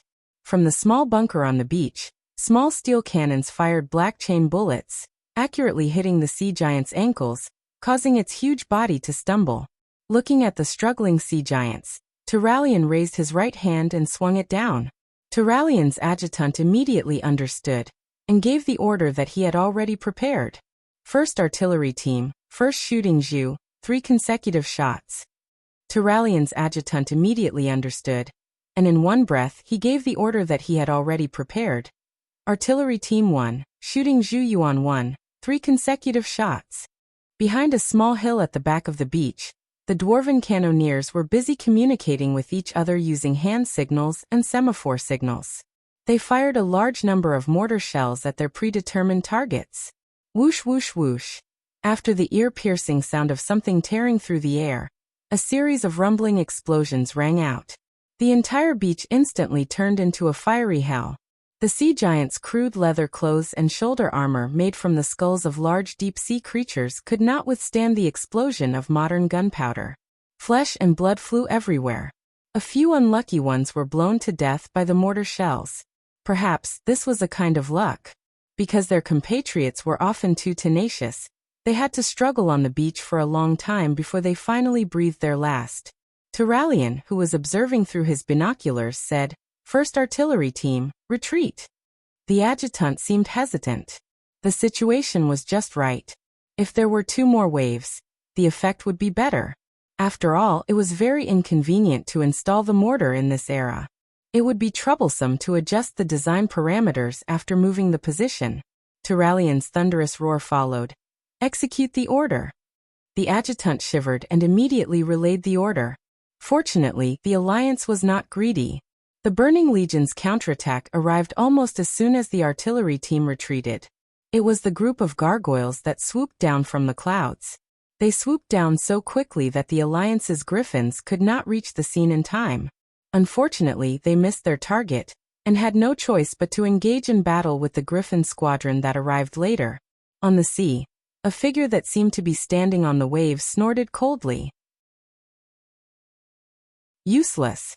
It was a great lich. He gently clenched his claws that were full of white bones. In the next second, a scream came from beside him.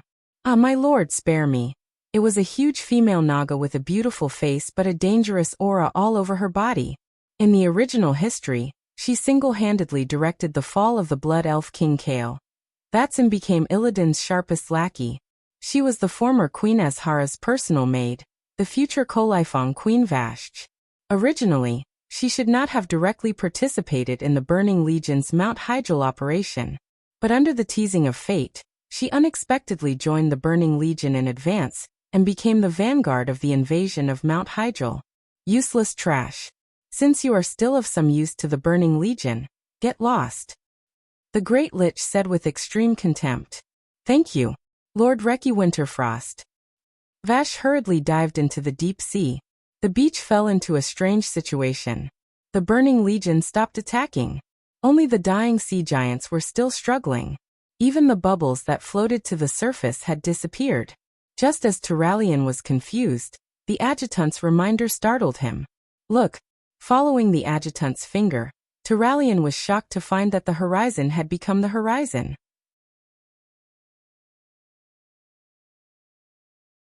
Chapter 9:18.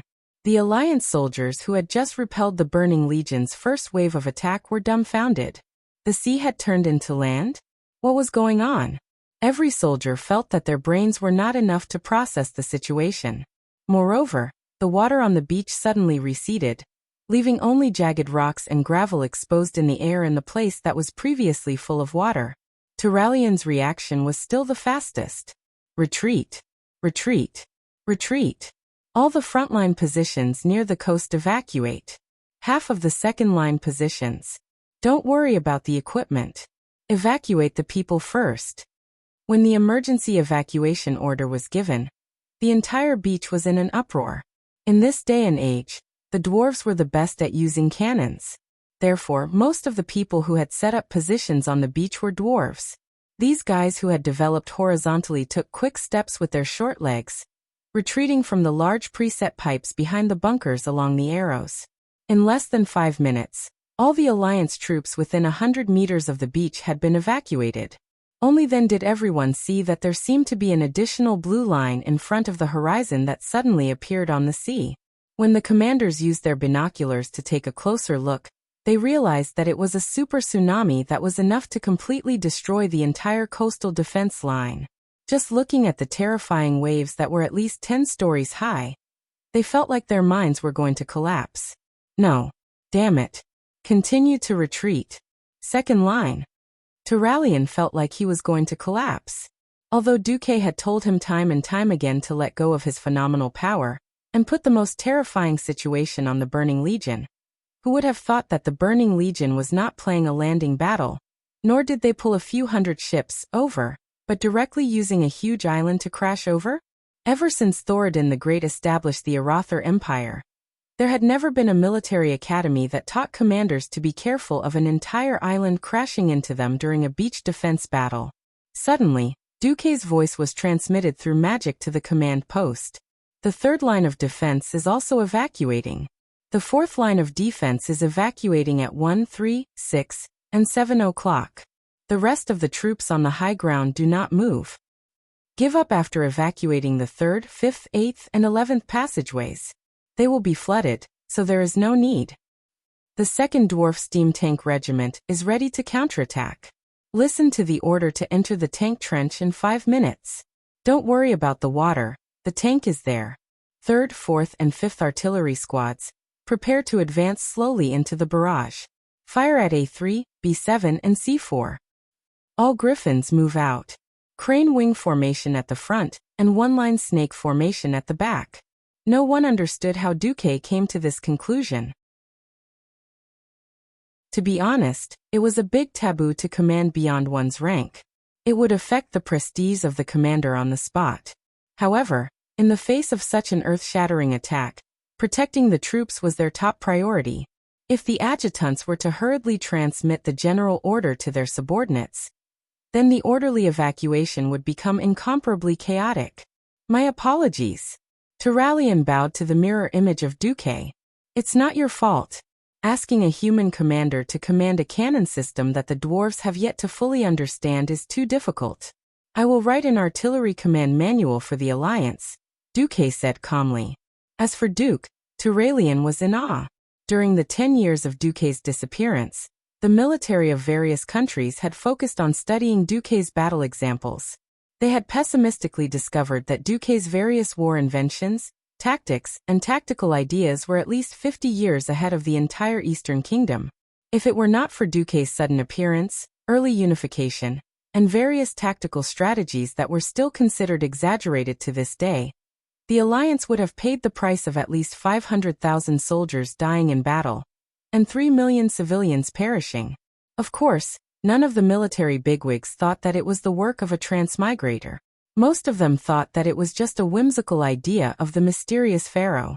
10 minutes later, when most of the troops had successfully evacuated, the monstrous wave finally slammed into the shore with the momentum of God's hand slapping down on the mortal world. The sand and stones on the shore flew into the sky. The corpse of the deep-sea giant, which weighed more than 10 tons, and the small bunkers on the shore that could only accommodate 2 dwarves and a small cannon were all thrown into the sky like toys thrown aside by a naughty child. Even the headquarters of the Alliance, which was a full 5 kilometers away from the beach, could clearly feel the strong vibration. The entire wooden house in the kitchen outside the headquarters, which was built with wooden planks, was creaking as if it was under unimaginable pressure. Its wooden walls, floor, doors, and windows were all trembling as if they would fall apart at any moment.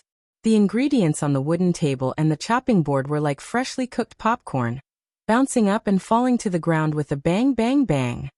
Turayan and the other commanders were suddenly extremely glad that their own headquarters was made of reinforced concrete. Although in Duque's opinion, the cement made of brittle, low-quality steel and volcanic ash was simply substandard, it was really many times better than the wooden house that was like tofu dregs. Previously, there were people who complained about the smell of cement and limestone in the command post, but now, everyone could only feel lucky. Finally, the huge island that was like a continent where the Burning Legion was located appeared in front of everyone. Whether it was the Alliance by the beach of Azhara, or the bigwigs of various races who were watching the live broadcast on Mount Hygel, all of them were dumbfounded. That was a zombie tide that was calculated in the millions.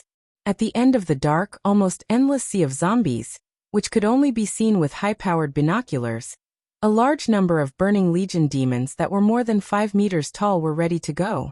Fortunately, all of them were veterans, and fortunately, Duque's precise command of the trench had allowed the Alliance to avoid more than 90% of the losses. Otherwise, panic would have erupted uncontrollably at this time. Duque pondered for a moment. Touré and Boulang, I'll leave this to you. The two replied in unison, yes. Less than half a minute after Duque's image disappeared, an earth-shattering cannon suddenly sounded.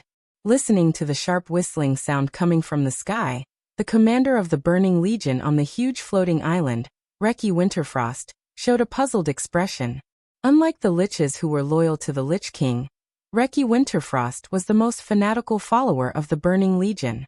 His powerful magic power and cruel demonic spells made him a capable subordinate under Kill Jaden. Originally, Reki Winterfrost should have first appeared during the siege of Hearth Valley, but history was greatly skewed. In this life, he had not appeared at the front line at all until today. Due to his hatred for the Calamity Army and his loyalty to the Burning Legion, he quickly became another Archimonde's vanguard general after the Archimonde's arrival.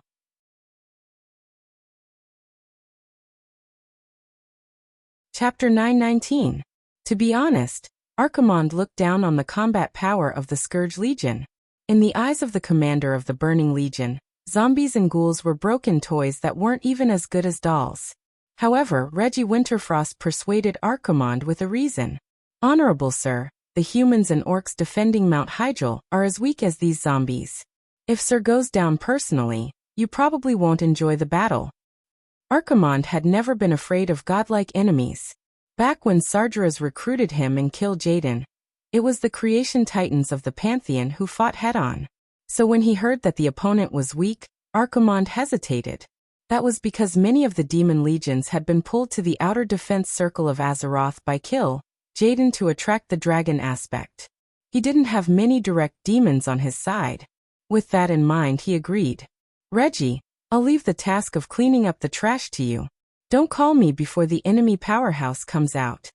But now Reggie Winterfrost felt that he might have let him down. That was because he and his men were going to face the most insane cannon of this era. Before Duque was sent flying into the void, Duque had proposed the theory of rifling to the dwarves and gnomes. Only by adding rifling to the barrel of the cannon could the cannonball have a stable trajectory, and the cannonball that was fired could be controlled. Otherwise, in this era where muzzle-loading cannons were rampant, even the best gunner wouldn't be able to predict where the cannonball would land after it had flown 2 kilometers. A gunner with an error of 100 meters was already considered a godlike gunner. In Duque's opinion, without sufficient industrial foundation, it would be impossible to cast a cannon that could fire a cannonball 5 kilometers away. After all, this involved a lot of things such as steel quality, lathe accuracy, and a series of things that were considered black technology in this era. The funny thing was that Duque had once again underestimated the abilities of the dwarves and gnomes. The gnomes never lacked ideas, but they lacked reliable ideas. Duque's successful experience on Earth had been proven and refined countless times. To the gnomes, this was simply the will of God. In the eyes of Jurban and other master craftsmen, Duque could find the path to success without failure. Duque was the true god of craftsmanship. Since it was the work of God, how could the gnomes not complete it with their lives?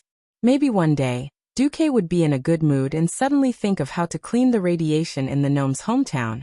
Gnomes would be saved. So the quality of the steel would explode? Then I'll just make the barrel thicker and bigger. Will that do? Would it explode after a few shots? My worst-case scenario is that the barrel would only be used once. You want high-precision rifling. Look at my gnome godly technique. Tie a rope to the cannon's chamber, and carve out a perfect rifling with my bare hands using a hammer and chisel. The result was the 36 Lesser Duke cannons that were placed on Azhara's beach. The diameter of the barrel was 800 millimeters, and it was 10 meters long. When the cannon was unfolded and fixed, it was 28 meters long, 5 meters tall, and weighed 288 tons when it was in combat mode. It sounded like the caliber was much smaller than the small steel cannon that sent countless orcs to hell during the Battle of Blackrock Mountain 13 years ago. But if one considered that the range of the little Duque cannon was more than 4 times that of the small steel cannon, with a maximum range of more than 10 kilometers, any commander with a brain would know that the military value of the little Duque cannon was an epic-making product. If it wasn't for the equally unscrupulous Mage Dalaran who had developed the upgraded military magic, defensive cannon shell, specifically for the Mage Tower in the past 10 years, using defensive arrow as the blueprint, perhaps the gnomes would have had the strength to conquer the world. But I digressed. Such a huge object had encountered great difficulties in assembling, transporting, and shooting tests. But in order to save the world, the gnome craftsmen had assembled 36 little Duque cannons within 3 days. When a shell weighed more than 3 tons, and the dwarven secret chamber guards had to use Avatar to turn into small giants to load the shell, one could imagine how powerful the explosion would be. The huge floating island, which was already at the edge of the beach, produced an endless and terrible storm. First, there was a strong explosion that shook the mountains. At the front edge of the floating island, not to mention the zombies at the landing point, even the thinner edges of the island were directly blown up, causing the terrifying effect of the island sinking. Everything within the range of the shell disintegrated. Whether it was an elite ghoul with a body as hard as steel, a gargoyle made of solid obsidian, or a bone dragon with incomparably thick bones, they all turned into countless pieces like butterflies in a storm. The cannonball exploded and sputtered metal shrapnel, easily shredding all the nearby existences into pieces. Even the zombies 300 meters away were blown away. Even the undead monster, Abomination, which weighed more than 5 tons and was sewn together from a large number of corpses, was blown away by the strong wind and rolled to who knows where.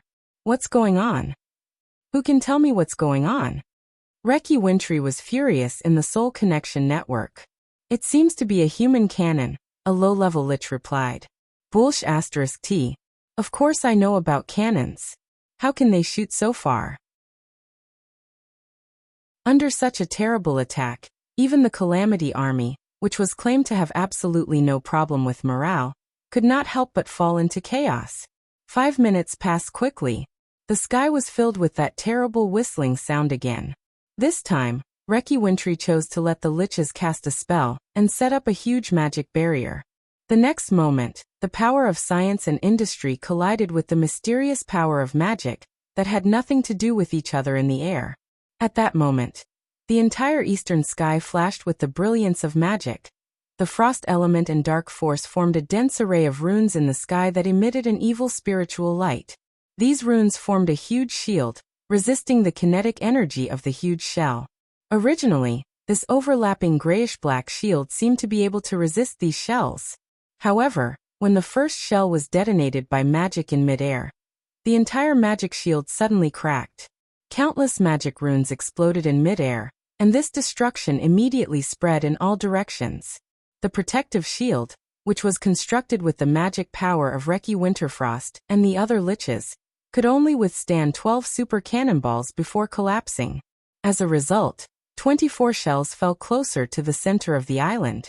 It was as if there was a moment of delay before the destructive shock wave swept across the entire front of the island.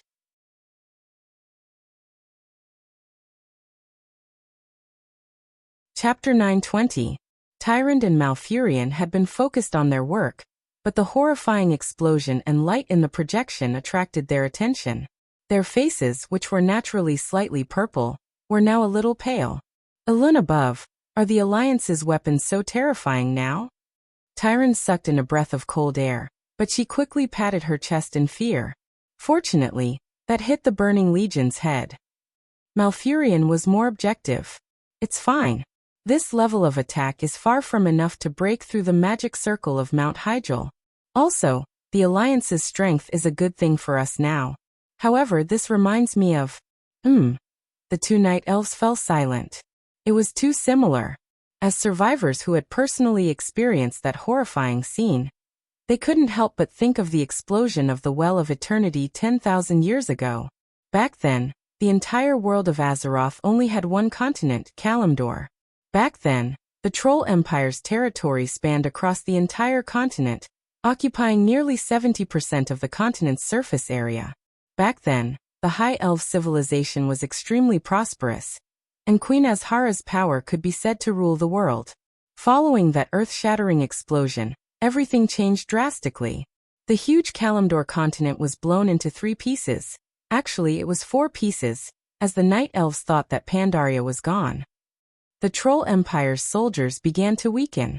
The High Elves who advocated pulling the Burning Legion into Azeroth were exiled to the depths of the sea, cursed, and turned into the Naga of today.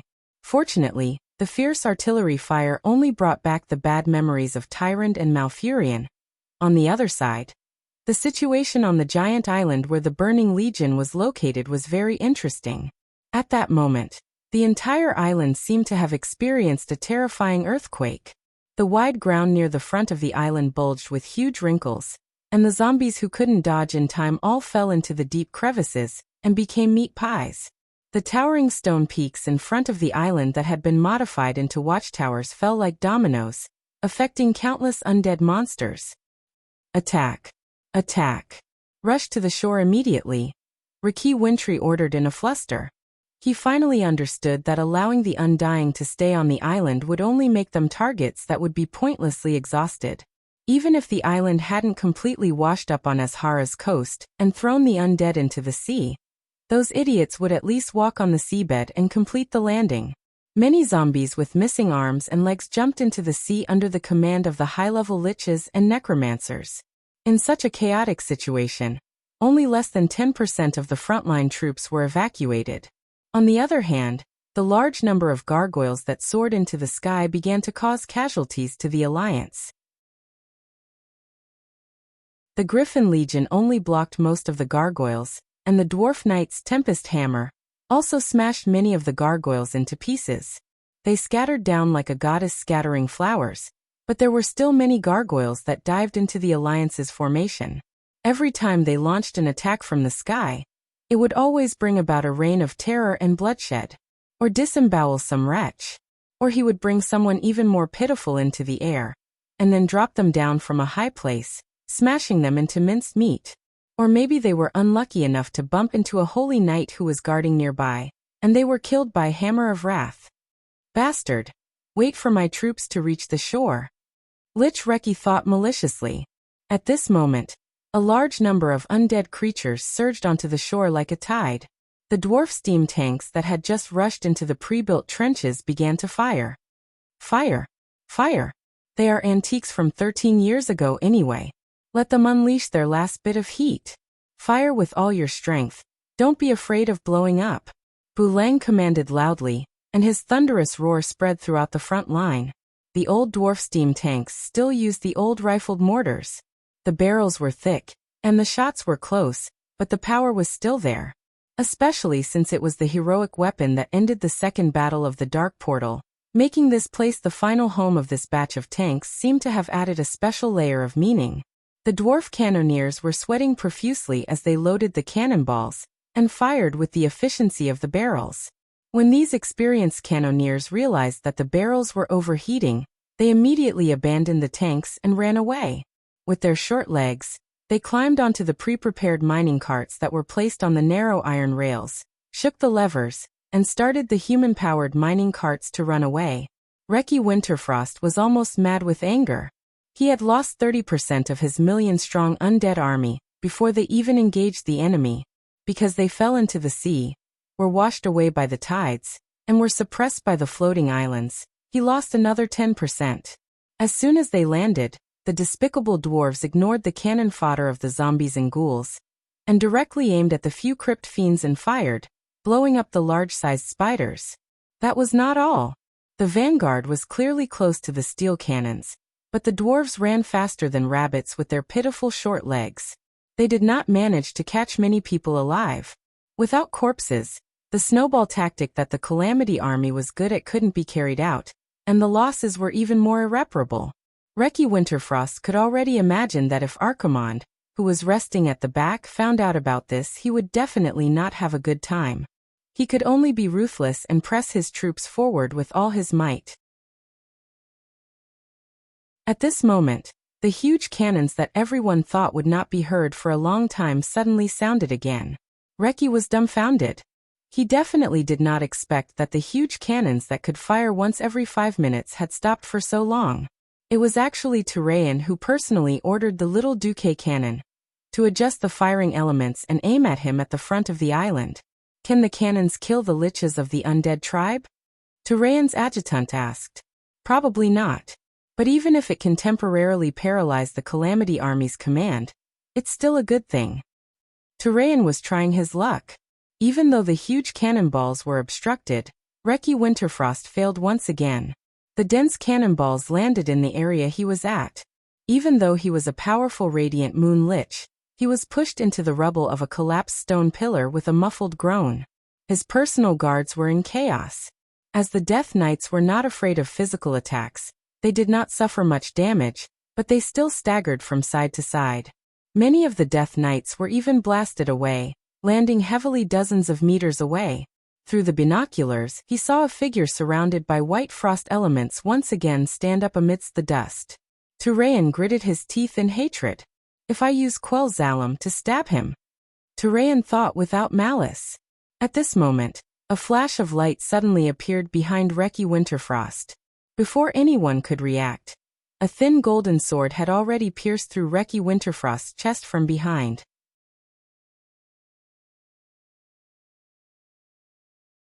Chapter 921. What? What happened? Whether it was Turalian who was holding the binoculars, or the Alliance officers who were observing the enemy through telescopic magic, or even the Burning Legion itself, no one reacted at this moment. In the next moment, a cloud of black chi suddenly soared from the center of the island, covering the entire sky and forming a patch of pitch-black darkness. Then, the black cloud stopped at the highest point and came crashing down. Rotten Bee Swarm. It was a very signature skill. But different dreadlords had different interpretations. They were obviously dark creatures full of chaos and terror, but under the control of that person, they were played with. The dark creatures and insects that would devour everything in their path actually attacked Reki Wintry's back like ribbons along the designated route at high speed. This was an attack that the enemy had to save. The attack came very quickly, and even had a faint ability to disrupt space. If it was a mage who flashed behind the Lich Reki, then he only had two choices left. Give up on further attacks and focus on reopening the spatial rift and flashing away again. Continue to attack, but he would probably have to pay the price of his life for the sneak attack. Naturally, it was the Burning Legion's dreadlord, Ansaron. He thought his calculations were very accurate. It was beyond his imagination that someone in the Alliance dared to play the decapitation tactic at this time, but he could still make up for it. As long as the mysterious mage hero was delayed for a moment, the Burning Legion could react and skin the guy alive as a sacrifice. He also didn't think that a mage's physical damage could be that high. And Reki Wintry wasn't a living thing, so piercing his chest wasn't a fatal wound. Although Ansaron looked down on Reki Wintry, he still had to admit that this lich had some skill. No matter how weak he was, he should be able to fight back. Ansaron was wrong. Reki Wintry really didn't react at all. Damn it. Even a pig would cry out when it was stabbed by a sword. This guy. Ansaron could never have imagined that the sneak attack turned out to be Duque, the supreme commander of the Alliance. Ever since Duque tricked Earthies once, he had become addicted to the thrill of selling swords with one hand and crafting staffs with the other. As a warrior, who was afraid to die of having his soul captured, Duque certainly would not go down personally to backstab him. The divine artifact in the hands of his clone, which had gathered 80% of his power, was the real deal. With the insane buff from the semi-divine artifact, Obsidian Queen, a normal arcane spell speed reduction, became more than 10 times stronger. How could Reki Winterfrost have Earthies' level of magic resistance? Moreover, this lich had just used up all of his magic power to resist the cannonball, and the magic circuit constructed by the power of darkness became chaotic. As a result, the deceleration spell that Duque's doppelganger cast on him not only slowed down his movement and reaction speed, but also reduced his thinking speed to 1/10 of its usual speed. He had turned this guy into a temporary retard. After restraining was done, it was naturally time to sell the sword.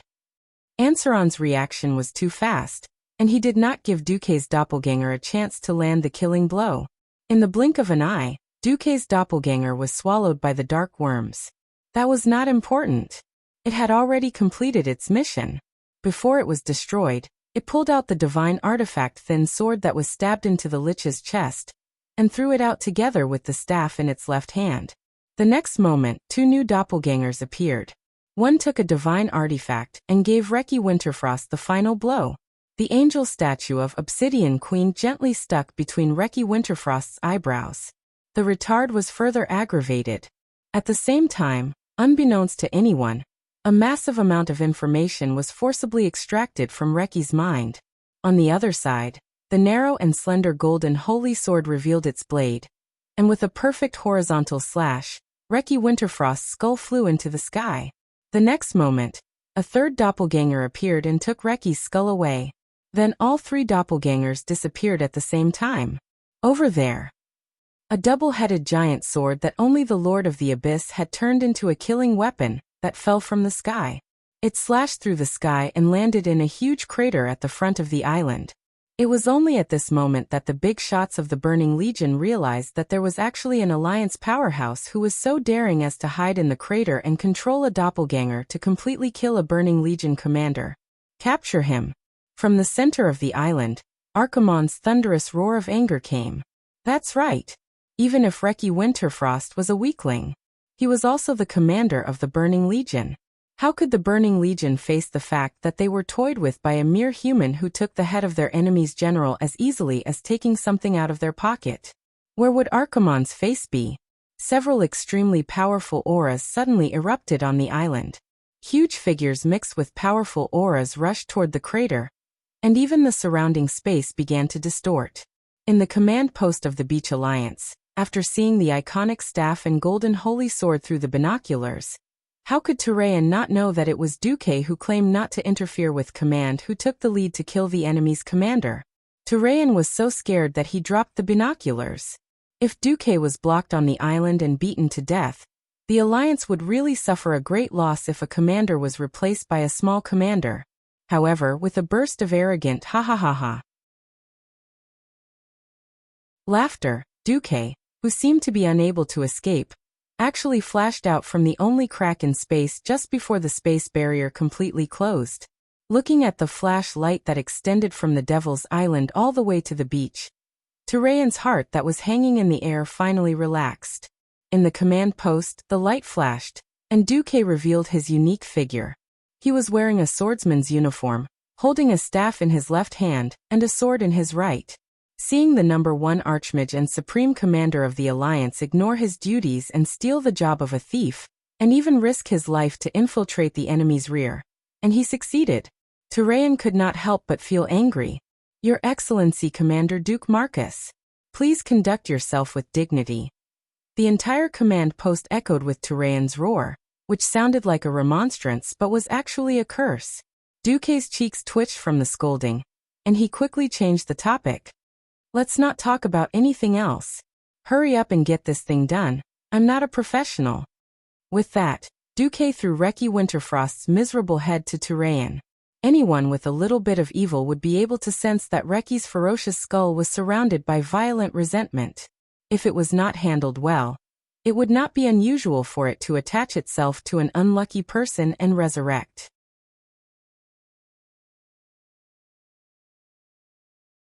Chapter 922. From Duque's point of view, Reki was a famous boss and frontline commander of the Burning Legion, so Turayan should treat him with caution. Who knew? Turayan angrily pulled out his sword from behind, and with a flash of golden holy light, he directly chopped off Reki's head. It was simple and violent, just like how some people on the beach like to play in summer with a baseball bat while blindfolded. He really didn't want to look at it. Turayan's anger had yet to subside. Duque, I've always respected you. Even if you're younger than me, your maturity and foresight have always been a role model for me to learn from. In the 10 years that you've been missing, I've studied every single one of your battles no less than 50 times. But at this critical moment of the world's survival, how can you be so reckless? Duque was scared stiff. Turayan immediately put Quell Zarum back into the giant scabbard on his back, and then he strode forward. I admit that you're a rare, wise, and strong person in the world, but please consider our feelings. If you're a guardian, and this is something that can be solved by a guardian, we'll just stay behind and support you. But this isn't. This is a terrifying event that requires the cooperation of every force in the world of Azeroth to resist. In order to deal with the Arcarans, each of us even have to endure the nausea and become allies with those green-skinned monsters who have been fighting with us for 15 years. Turayan was so agitated that the arteries and veins on both sides of his neck swelled, as if 2 detonators were stuffed into them. I'm sorry. I didn't consider the overall situation. Duque realized that he was still slightly impulsive. Although under the system's calculations, he was definitely in danger, but he did not consider the feelings of the others in the Alliance. Most of the paladins were extremely principled people. Since Duque had apologized, Turayan's anger came and went quickly, and his emotions calmed down. The Alliance will never lack brave people who charge into death and despair, But what the Alliance lacks is a wise person who can lead everyone to victory. Duque, in your personal domain none of us will ask. But when it comes to the future of the world, please consider it carefully. Got it. Duque could only sigh. All right, after Duque was taught a righteous lesson like a grandson, the bastard Turalian actually had the nerve to stick close to Duque and openly pretend to be sneaky. He asked with a volume that could be heard by the entire command post. All right, for the sake of righteousness, I have to remind you. But in private, can you tell me what you've gained from taking such a huge risk? Duque's face was full of embarrassment. He finally understood. Turayan would have to remonstrate with him. The alliance without Duque and the alliance with Duque were not on the same level.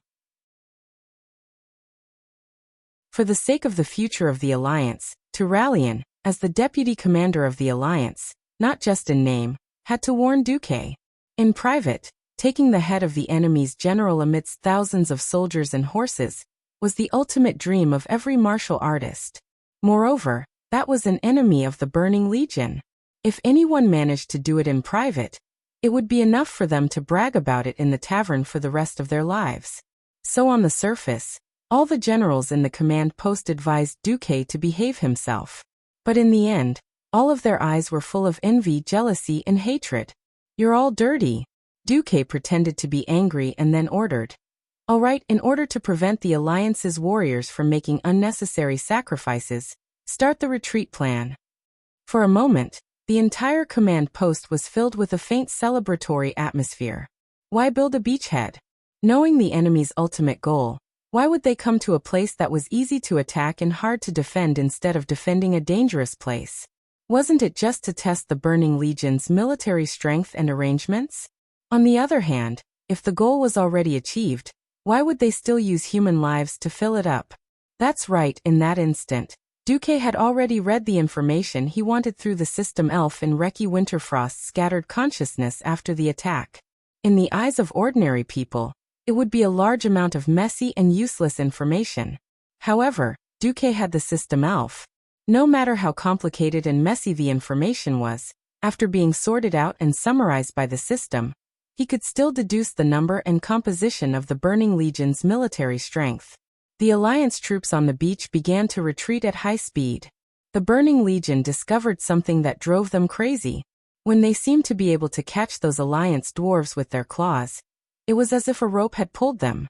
In the blink of an eye, they had already run to a distance that required magic to hit. When they were preparing their magic, those dwarves with short legs had already sat in smoking cars and ran to a place that could only be reached by long-range ordnance. When Anaron ordered the Air Force to chase after them, countless huge nets were shot out from the ground, covering all the gargoyles on the ground. When the Dreadlord pulled Ice Dragon over, everyone in the entire position had run away, leaving only landmines on the ground. That kind of resentment almost drove Anaron, the Dreadlord who was forced to command, mad. The Alliance's beach garrison, along the long-planned retreat route, ran quickly and without disorder.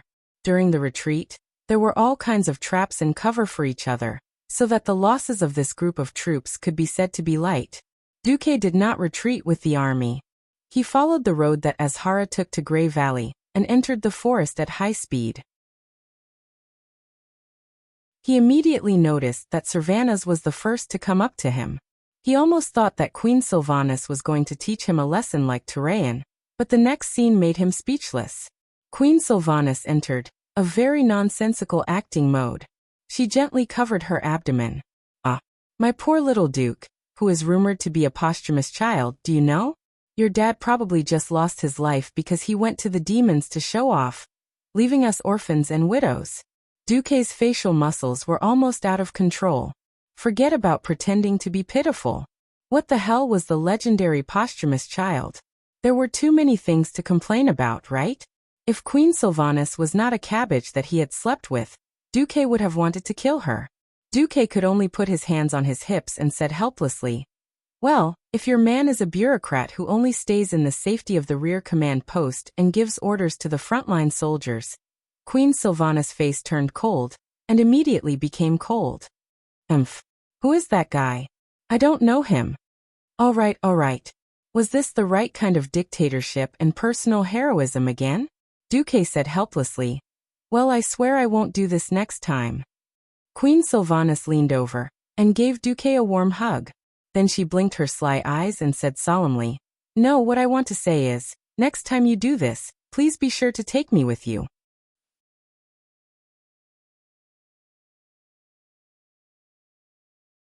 Chapter 923. That's enough, you guys. Stop messing around. Duque was so angry this time that his nose was crooked. However, this Queen Sylvanas was the Queen Sylvanas he was familiar with. An extremely courageous heroine. From another perspective, she was also an expert at courting death in fancy ways. As her man, Duque had come to kill the general and capture the flag. Queen Sylvanas was also itching to do something. Sigh, why can't Sylvanas learn from Sasha? Wouldn't it be great if she had the attributes of a good wife? Duque rubbed his forehead and warned Queen Sylvanas, Don't play with fire. I might succeed the first time, but I'll definitely die the second time. Of course I understand. I'll listen to you. This isn't Eversong Forest anyway. All right, Duque seemed to have found the crux of the matter.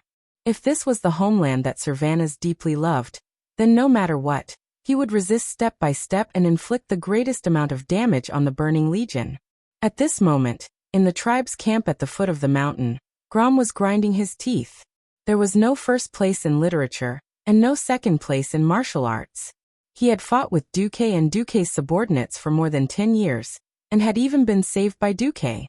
If Duque was still that despicable person, who only knew how to hide in the army and play tricks, Grom obviously wouldn't care. Now that Duque had suddenly done something so exciting, Grom, the self-proclaimed #1 warrior of the tribe, really couldn't take it anymore. That kind of thing, I can also do. Grom was too old, and Thrall couldn't control him. But Thrall used his wisdom to solve this matter. Grom, do you mean you can kill that lich? Or do you mean you can run away like Duque after killing the lich? After thinking about it for a moment, the mighty Hellscream deflated. If it were him, he would have nothing to fear against Reki Winterfrost one-on-one. If he had to charge through the army at the front and kill a high-level lich, he wouldn't even have a 30% chance. Don't even think about coming back after you go. For example, a strength-type hero like him would always advance without retreat. Once he went up, he would either return with a complete victory or he would not be able to return. There was no third option. Of course, the images that Duque sent them couldn't be the slightest. It was like showing an old 640 to 480 resolution TV to outsiders, while showing your own family members the legendary 8K ultra-high-definition TV. The only thing the Horde and the Night Elves knew was that Duque had killed a Lich commander of the Burning Legion. In a sense, this was a form of protection for Duque, but it was also a form of flexing one's muscles. 2 hours later, Duque arrived at the tribal camp at the foot of the mountain. There was no welcoming or murderous hostility. Sal, Wajin and Grom just received Duque. What is it? Asked Sal. Nothing. I just have some information about the Burning Legion to share with you. With that said, Duque took out a bunch of figurines, or rather monster models. The models were sculpted with Hand of Magic under the control of the system. This was the Azeroth version of 3D printing. Sal's pupils constricted in an instant, and his eyes were firmly attracted by the monsters that Duque took out. For example, this dog-like monster was covered in scarlet scales, with black barbs on its back and 2 huge white horns that looked like bull horns growing out of the front part of its neck. The edge of its hideous mouth, which looked a bit like a bird's beak, was full of sharp, jagged teeth. But when Sal reached out and touched the monster, a one projection that floated in midair and slowly rotated clockwise suddenly appeared. When the projection first appeared, all the orcs present were shocked. Brock almost drew his axe and was about to chop the monster. Sal's attention was attracted by the orc language scroll below the projection of the monster, and he subconsciously read it out. Devil Hound special skill mana burn. Mainly for spellcasters such as shamans. Sal immediately realized what Duque had done. This was Duque sharing information with the tribe in the simplest and most straightforward way. Perhaps it could be considered that Duque was pretending, but no one could deny that without Duque's information, the warriors of the tribe would have had to pay with their lives to test it out. For ease of reading, it was also translated into orc language, and the key skills of certain demons were marked with red circles. Most orcs were illiterate, living in the wilderness for the first half of their lives, coupled with more than a decade of imprisonment. Few orcs understood orc language. Fortunately, Sal still had some shamans who were captured when Nizul attacked Azeroth. Otherwise, he really wouldn't have enough people to explain to the warriors. Simple text explanations weren't that straightforward, but with the 3D projection, as long as the orcs weren't too stupid, they would be able to remember what kind of enemy to deal with. For Duke to do this, it was really considerate of him. Sal very straightforwardly bowed to Duke. "I thank you on behalf of the tribe. You are a true gentleman." Duke accepted Sal's bow calmly. "When it comes to dealing with the Burning Legion, our interests are the same. Moreover, I can't get the most accurate information. This is only the general situation. Please adapt to the situation on the battlefield." "We understand." As if remembering something, Sal asked again, "How long does the tribe need to last?" Duque cast a slightly melancholic gaze towards the top of the mountain. "It depends on the night elves. But when the tribe needs to retreat, the Alliance will cover you." Regarding this answer, Sal was both helpless and nervous. If they weren't forced into a corner, the tribe definitely wouldn't cooperate with the Alliance. No orc would feel comfortable thinking that their escape route was in the hands of the Alliance, their archenemy for more than a decade. Unfortunately, no one had a choice. The terrain of Mount Hyjal was very special. It was low in the west and high in the east, and the entire mountain path was S-shaped from west to east, coupled with the super powerful array set up by the 3 dragon aspects. Even the Arc-Herons had to obediently go up the mountain from the west foot, who asked him to be summoned to Azeroth, and his strength was halved. There was no battle that day, but not many orcs could sleep for the whole night. At the foot of the mountain, countless dazzling meteors cut through the night sky, whistling as they smashed into the Grey Valley area in the south. The Burning Legion was famous for their 3 light maniacs: steal everything, kill everything, and burn everything. Otherwise, why would so many races in the universe hate the Burning Legion? They had thought that the Burning Legion would take a shortcut from Azeroth, cross the precipice, and directly kill their way to the foot of Mount Hyjal. Otherwise, they would have to take a detour through Grey Valley and Fellwood Forest, and obediently come from the front. Who would have thought that they guessed half right?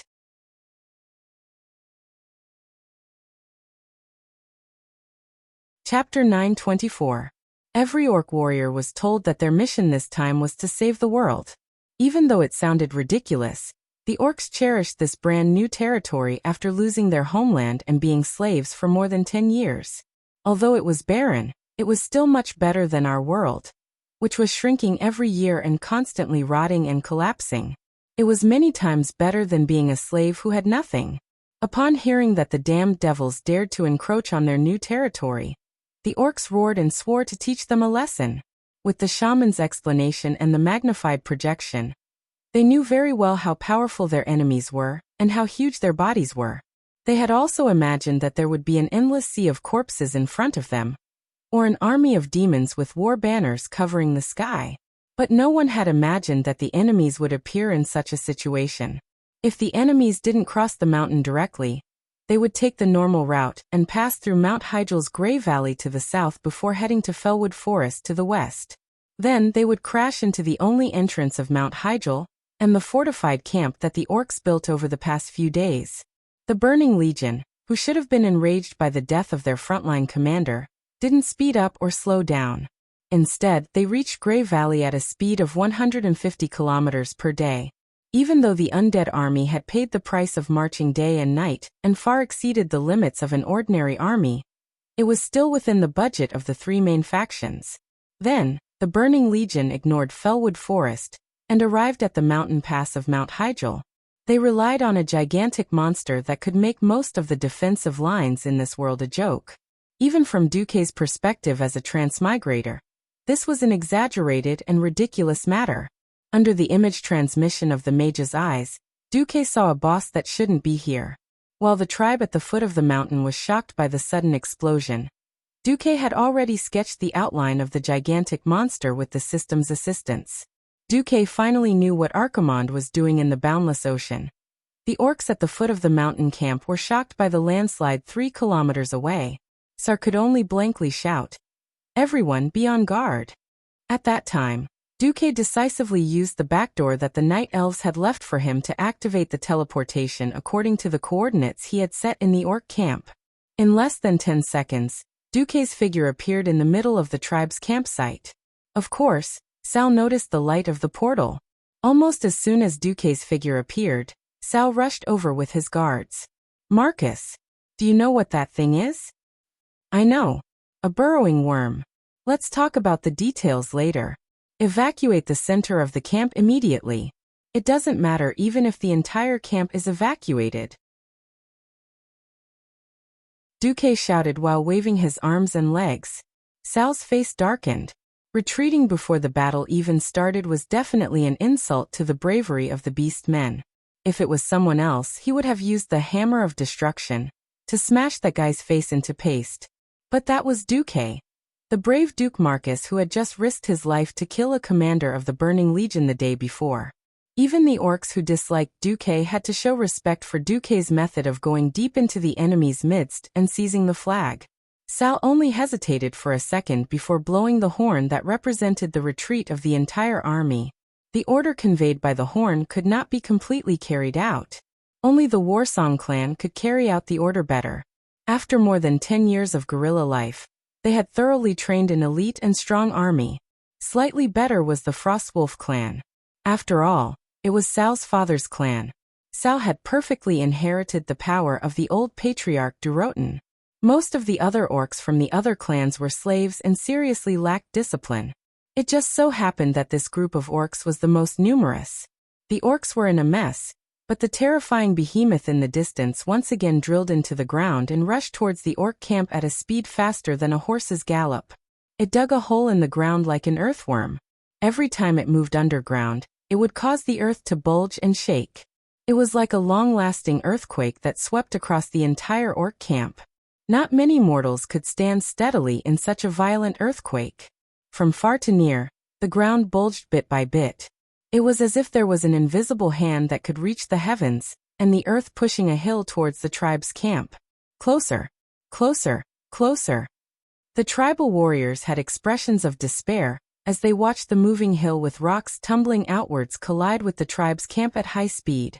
In the next second, whether it was the Tauren warriors that weighed nearly a ton, the wooden walls made of huge logs that required 2 people to wrap their arms around them, or the tall arrow towers that were thick and sturdy, they were all knocked into the sky by this terrifying impact that was beyond the imagination of mortals. Not to mention the orc warriors that only weighed a mere 200 to 300 kilograms. From afar, those green orc warriors were no different from dolls. This was just the beginning. In the next moment, it was as if a long howl rose in everyone's heart. This sharp howl came from the dark underground world, from the distant ancient times, from the most ancient continent of Kalimdor, which was still ruled by the 4 ancient gods and the elemental lords. The violent howl pierced straight into the deepest part of everyone's heart, evoking their most primitive instinctive fear. It directly made everyone forget to breathe and forget their heartbeat. Those with slightly weaker physiques and willpower directly fainted because their hearts were too nervous and suddenly contracted. At this moment, the center of the entire tribe's camp exploded. Like a volcanic eruption, countless sand directly exploded from the bottom to the top. Many unlucky people who had just been knocked flying had just begun to fall from the sky, but were once again knocked into the sky by the terrifying impact. And among this group of pitiful people, there was impressively the group of priests that Duque had specially provided for the orcs. Coincidentally, the young priest Sally Matewain was also among them. As a priest, she had Holy Word, Shield, a rather practical life-saving skill that was not considered heaven-defying but rather practical.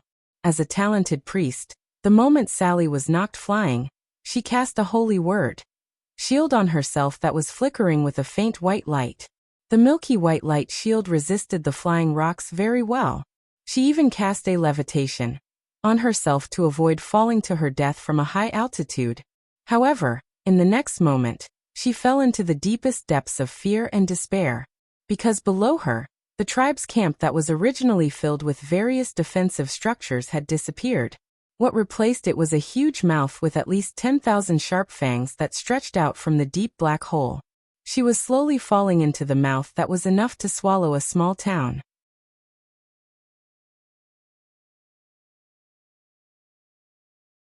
Chapter 925. Not everyone was as capable as Sally, who could cast a levitation spell on herself to slow her descent. If there were any professions in the world of Azeroth that could survive a fall from such a great height, the priests would definitely be one of them.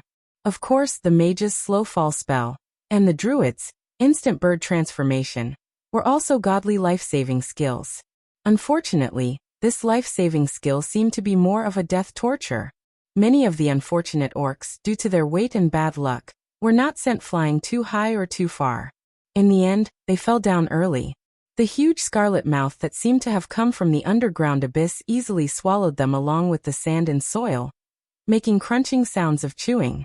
The horrifying sound of flesh being crushed and cut made Sally and the others sink into the deepest and darkest fear.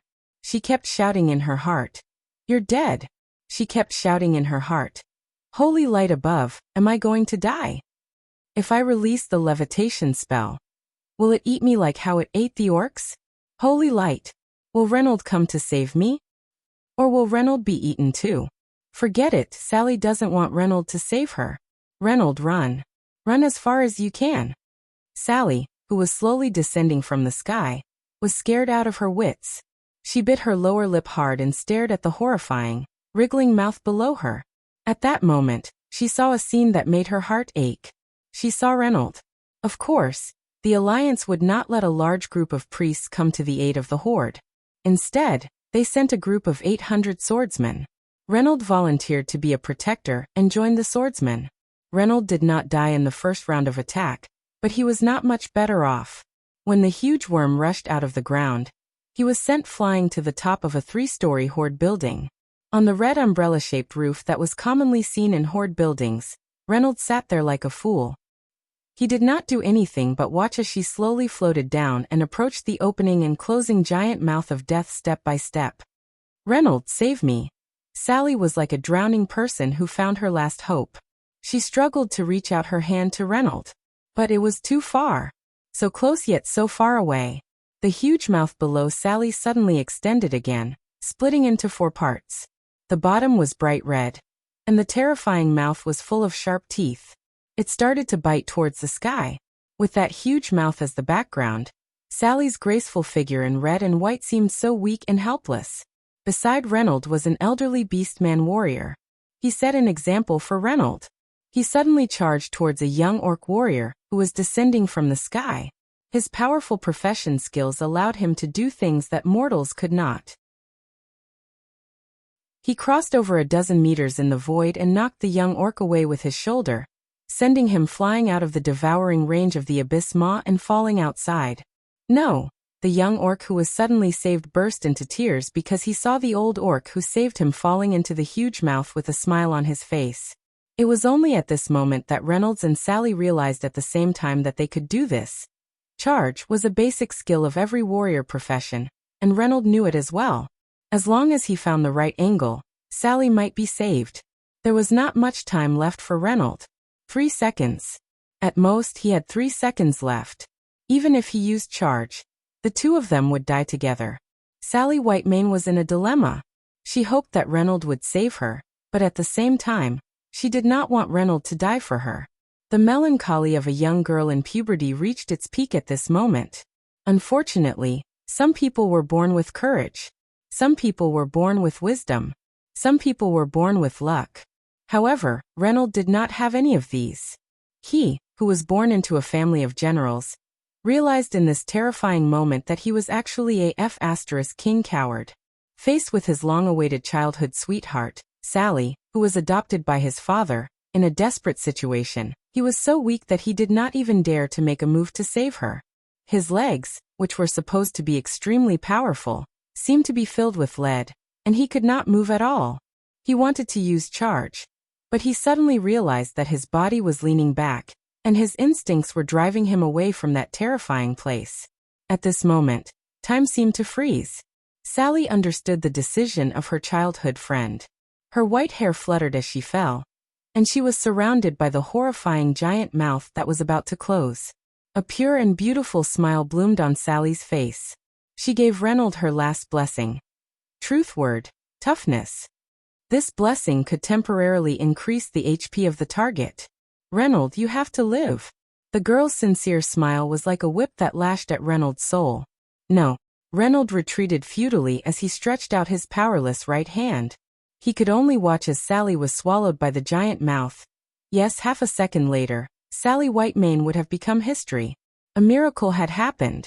At the very last moment, two shining white magic palms suddenly appeared and grabbed Sally. Before the giant mouth closed, Sally was dragged out of the hopeless situation where she should have been dead. Not only her, but there were also dozens of priests who had used levitation and were screaming in fear. They were also dragged out. Yes, it was very miraculous. No one would have thought that the old orc who had used charge to save the young orc and more than 10 orcs would also be pulled out. Every survivor was filled with great surprise. They turned their necks and looked for the saint who had saved their lives and souls at the last moment. They found him, standing on the top of a tall tower. The Alliance's commander, Duke Marcus, held a staff in his left hand and a sword in his right.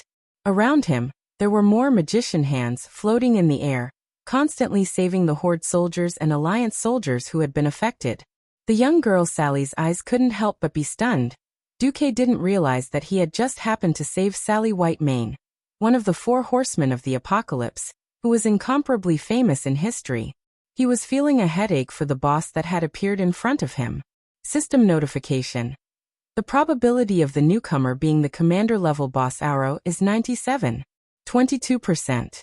What was Auro?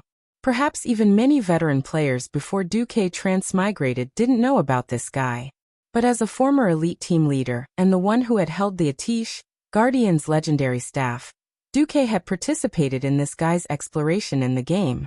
It was a nightmare that he didn't want to recall.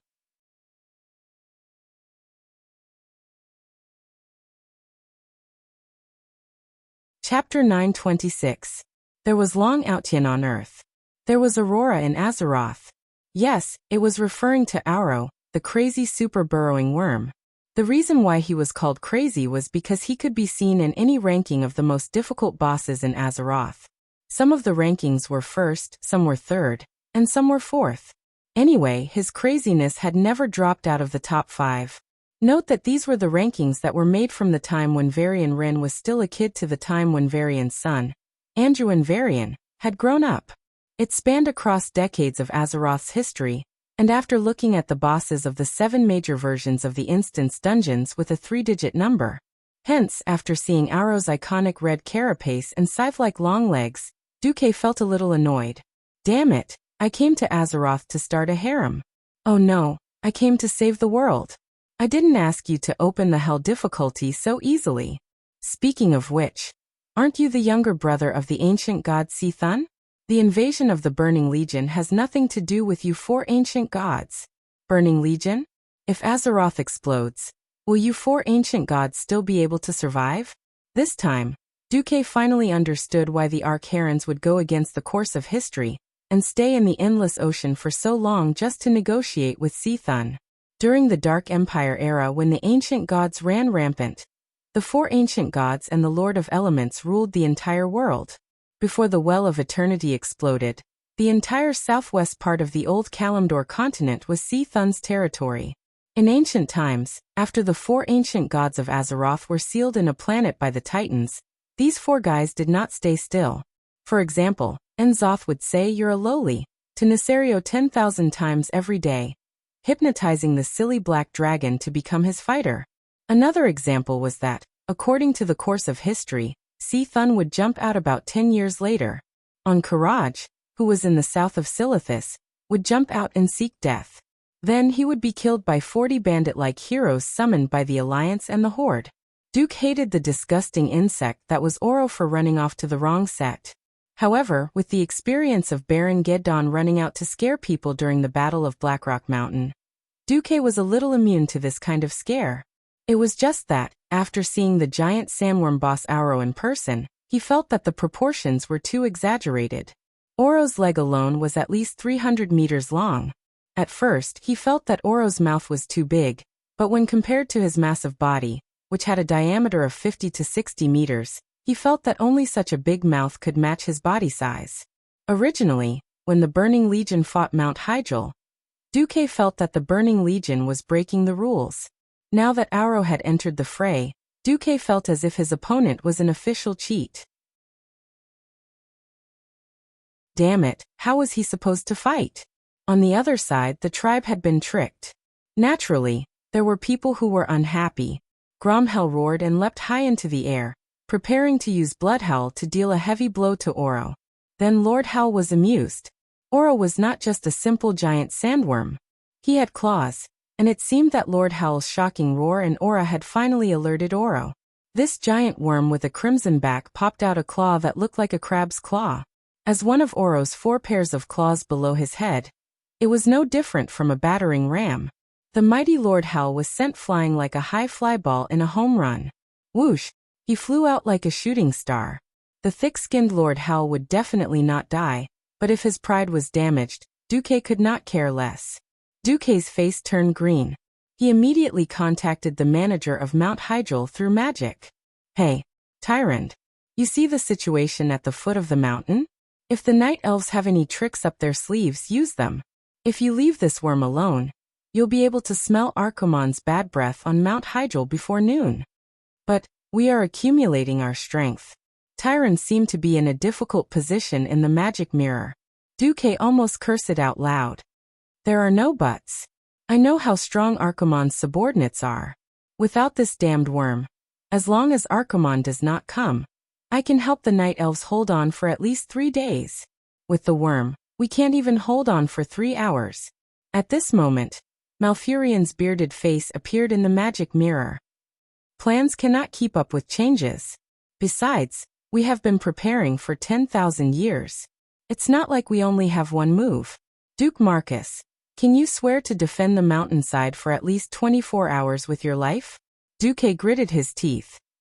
If Arcomon does not fight personally, I can. All right, the Night Elves believe you. With that, Malfurion cut off the communication. The next second, in the orc camp at the foot of the mountain, countless grass began to grow crazily. They all grew into green arrowheads the size of a human's arm, repeatedly shouting in orc language, "Danger! Danger! Please retreat quickly!" Not only them, but Duque also shouted in orc language with magic amplification. "Retreat quickly! The Night Elves are going to use their ultimate move." Thrall's face was as black as the bottom of a pot. He had painstakingly organized a 1,000-man team in the midst of the chaos. On one hand, he needed someone to cover his retreat, and on the other hand, he wanted to defend his honor by attacking this ridiculously huge worm. Unexpectedly, both Duque and the Night Elves announced that they were going to use their ultimate move at the same time. Woken also advised, retreat. They had no choice but to retreat. Even if the orcs had lost unjustly, a defeat was a defeat. Thrall gritted his teeth, but he could only give the order, retreat. Aura was still wreaking havoc.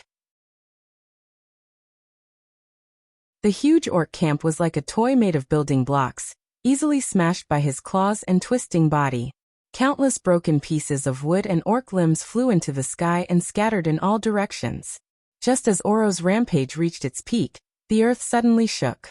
Thud, thud, dong, from the initial blurry tremor, to a clear tremor a second later, to a sharp tremor 2 seconds later. No matter how large Oro's body was, even if he did not pay attention to his surroundings, he would still realize that something was wrong. The world tree Nordrassil itself was a symbol of life. And as the world tree that repaired the wounds of the world, it was even more blessed. Mount Hyjal had always been a place where plants flourished and life flourished endlessly. But at this moment, the surrounding greenery became even more exaggerated. The thick green was like the thickest haze, swirling around Oro's massive body. Bang! With a loud bang, A massive log that would require at least 5 people to wrap their arms around it broke out of the ground and slammed into Oro's massive body.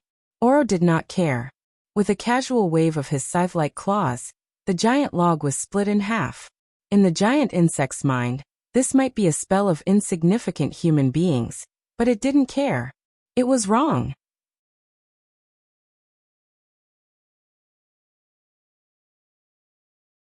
Chapter 927. In the blink of an eye, 12 thicker and larger logs burst out of the ground, stabbing at Oro's twisting body. This time, Oro seemed to be a little annoyed. He suddenly spun his body, turning himself and the claws on his body into a brief whirlwind. With a 360-degree slash without any blind spots, his scythe-like claws chopped the 12 logs into pieces, sending them crashing to the ground. But this was not the end. Without giving Oro the time to catch his breath, the third wave of 36 logs and the fourth wave of 108 logs arrived almost at the same time. Oro twisted his huge insect body once more, turning himself into an insectoid version of a storm of blades, easily slicing apart the giant trees that had grown out of nowhere. At this time, his rationality had already begun to warn him. More logs appeared. A moment ago, the Beastman camp was still a flat plain, but now it had suddenly turned into a lush forest. And the entire forest was still expanding outward and inward at a speed visible to the naked eye. Not only were there more logs attacking Oro, this completely abnormal forest was also attacking him from another angle. Underground. That's right. Oro had burrowed into the ground. At first, it didn't feel it, but soon, it realized that its body, which was buried underground, was being strangled. Being able to burrow into the ground was an ultimate skill that he had relied on to save his life for thousands of years. Even a dragon aspect could not burrow into the ground like he did. It could be said that the ground was Oro's home field, and the ground was his proudest shield. The current situation had completely overturned his understanding. Countless powerful roots pierced deep into the ground. Not only did they grab hold of the soil, but they also quickly sealed off the tunnel that he had burrowed into. Oro had a feeling that if he wanted to go back the way he came, what awaited him would be death. He panicked. For the first time in his life, he was panicking when facing something other than his master, Thun. Almost instinctively, he moved his body, letting the parts of him that were buried deep in the ground dig out. 30 seconds later, Oro, who had never been seen in full by any mortal, finally revealed his entire body to the world. It was a 1,000-legged insect monster that was more than 1,000 meters long. On both sides of its body, there were almost countless neatly arranged legs that looked like crab claws. These slender legs were naturally not as big as the 4 pairs of large claws under the head. If each of these slender legs could still be active after being chopped off, they would definitely not be too bad if they were used as throwing poles for catapults. Just the sight of Oro's body was enough to scare trypophobia sufferers to death, and it was enough to make most people nauseous.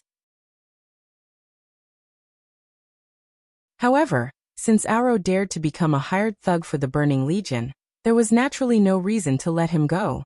On both sides of the campsite at the foot of the mountain, there were many druids who looked very natural, with turf draped over their bodies. Zazasi, Nachuanatazasai. They were like wooden stakes, standing on the mountainside, muttering druid incantations that outsiders could not understand.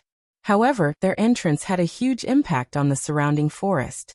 It could be clearly seen that the giant tree was growing even faster and fiercer. If it had attacked at the speed of a tortoise at the start, it was really moving like a rabbit at this moment. The thick green fog greatly weakened Oro's senses.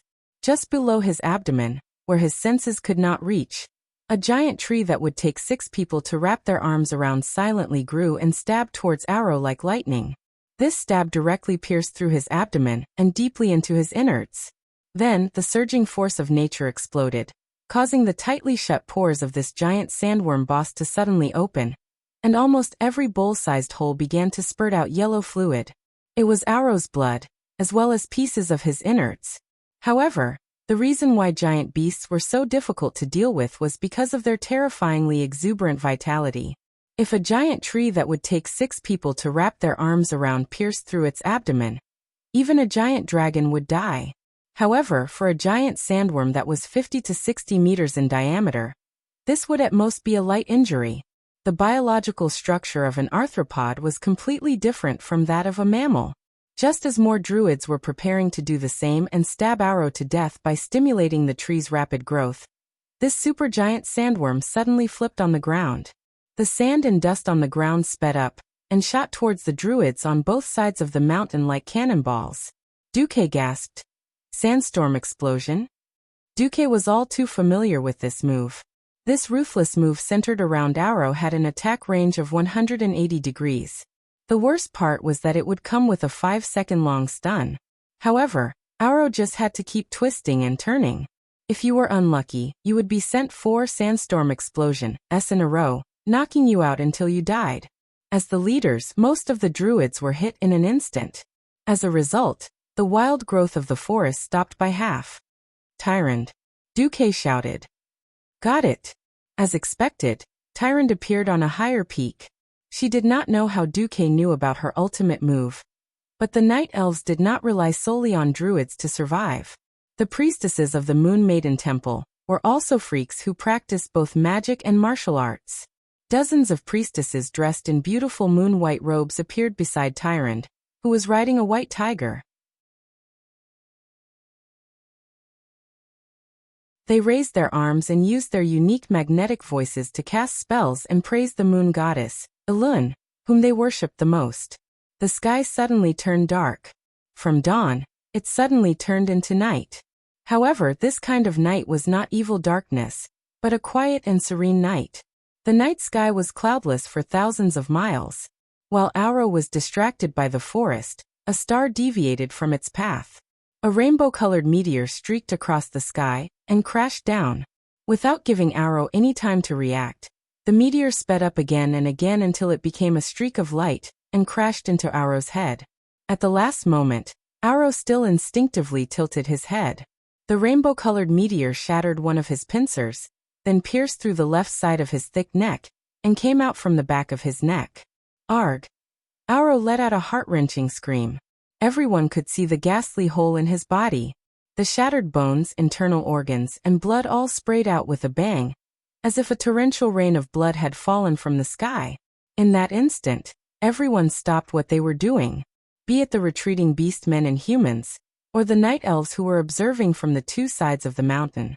Everything quietened down again. Everyone looked expectantly at the huge monster that had been pierced by the meteor.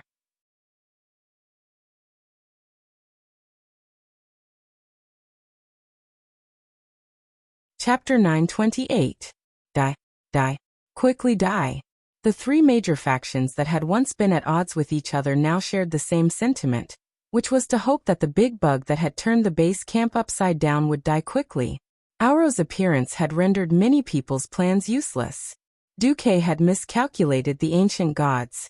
After all, the original location of the Endless Sea should have been the territory of one of the 4 ancient gods, Yashaji, during the era of the ancient Dark Empire. After the Well of Eternity blew up the ancient Kalimdor continent, the High Elves who had once served the Burning Legion occupied the deep sea on the surface. In reality, the area surrounded by the whirlpool in the middle of the Endless Sea was not just seawater. There were also sporadic islands. Obviously, there were the followers of the 4 ancient gods left there. Then, those people introduced the Burning Legion to the 4 ancient gods. Arrow's appearance had caused the tribe's backup plan to fail. Taking 1 step forward and calculating 3 steps ahead was a necessary trait of a leader. Thrall letting the tribe join the temporary alliance was for the sake of the world. But on the other hand, this was also a great opportunity for the tribe to show off their muscles to the Night Elves. Everyone knew that if they killed a demigod, the Night Elves would definitely remember this grudge in their little black book. If the crisis of the world's destruction was resolved, then the territorial disputes around Grey Valley and the Barren Lands could be foreseen. But with Arrow's arrival, the tribe's army had been devoured by 30% without even putting up a fight. How could Thrall not be angry? The Night Elves did not have it easy either. Whether it was the ultimate skill that the Druids had prepared like Descent of the Tree World, or Tyran's Starfall, they both consumed a lot of magic power. They were definitely going to use it to fight the Burning Legion, but now it had been used up by a big bug. How could they not be angry? No wonder Tyrant had insisted that Duque make a promise and lead the alliance to hold the mountain for a little longer. Alright, Auro had to die. Even if he died a little slower, it would be a sin. With this in mind, everyone watched fervently as Auro fell, twitching in pain, struggling, and struggling. Wait. No. This guy, he's not dead yet. The gigantic worm that occupied almost everyone's field of vision did indeed look like it was twitching on the verge of death. Everyone tacitly did not surround it. Everyone knew that the struggle of a cornered beast was the most terrifying. And the dying prey was the prey that resisted the most fiercely. Soon, everyone realized that something was wrong. That's right. The meteor falling from the sky had pierced through Auro's body, and everyone could clearly see that even his spine had been completely broken. The life force of the arthropod boss, Auro, was beyond imagination. He was showing signs of self-healing. Countless tendon-like tentacles extended from the cross-section of his spine toward his head, attempting to reattach the broken spine that was still spewing yellow fluid. Every big shot of the Alliance, tribe, and night elves looked gloomy when they saw this. This was especially true for Tyrant, who was struggling internally. The night elves did have a trump card, but that was for dealing with Archimonde. If they used it here, they would have no trump card left for the Burning Legion's commander. As luck would have it, Auro seemed to have decided that Tyrant was the greatest threat to him.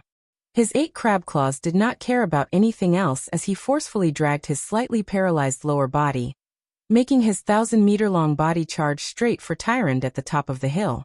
High Priest run. Tyrant's trusted aide Melon slapped the white tiger's rump. The white tiger immediately understood, and without waiting for Tyrant's orders, it immediately sprinted up the hill. Melon led more than 200 Moon Goddess Church sentinels in a counterattack against Auro, who was madly charging up the hill. Melon! No! Tyrant could not control herself as she was dragged away by the white tiger. She turned her head to look at her sisters who had followed her for more than 10,000 years.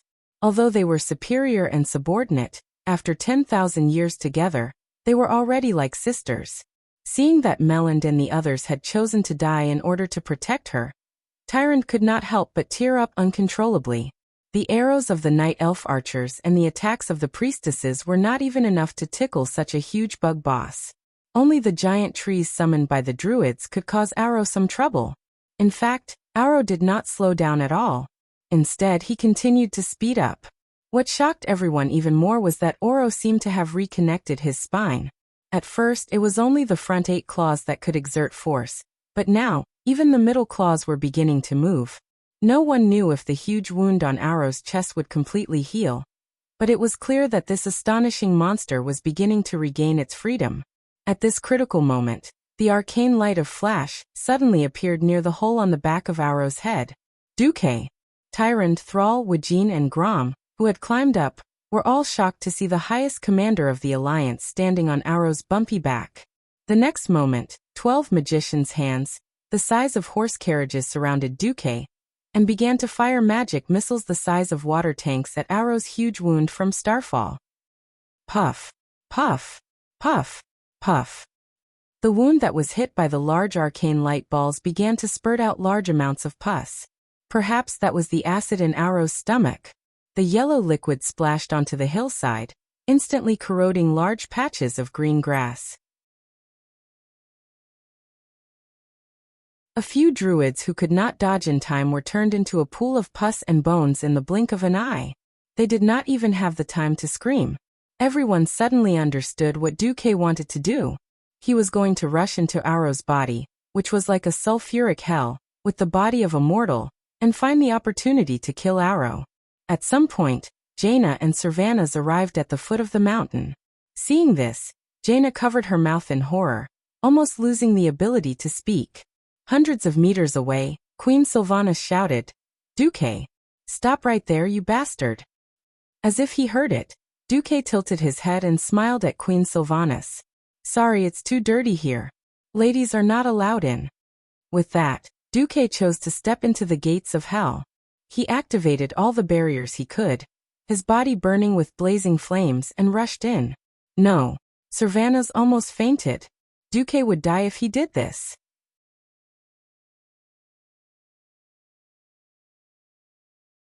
Chapter 929.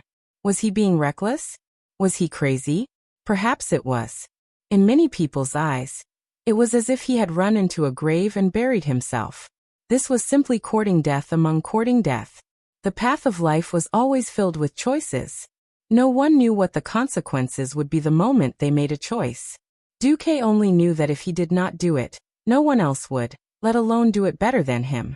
Without the druids and tyrants' combined ultimate skill, if he wanted to kill Arrow, he would have to break through the ultimate sandworm's defense, endure the damage from the sandstorm explosion and earthquake, and painstakingly wear down the ultimate sandworm boss.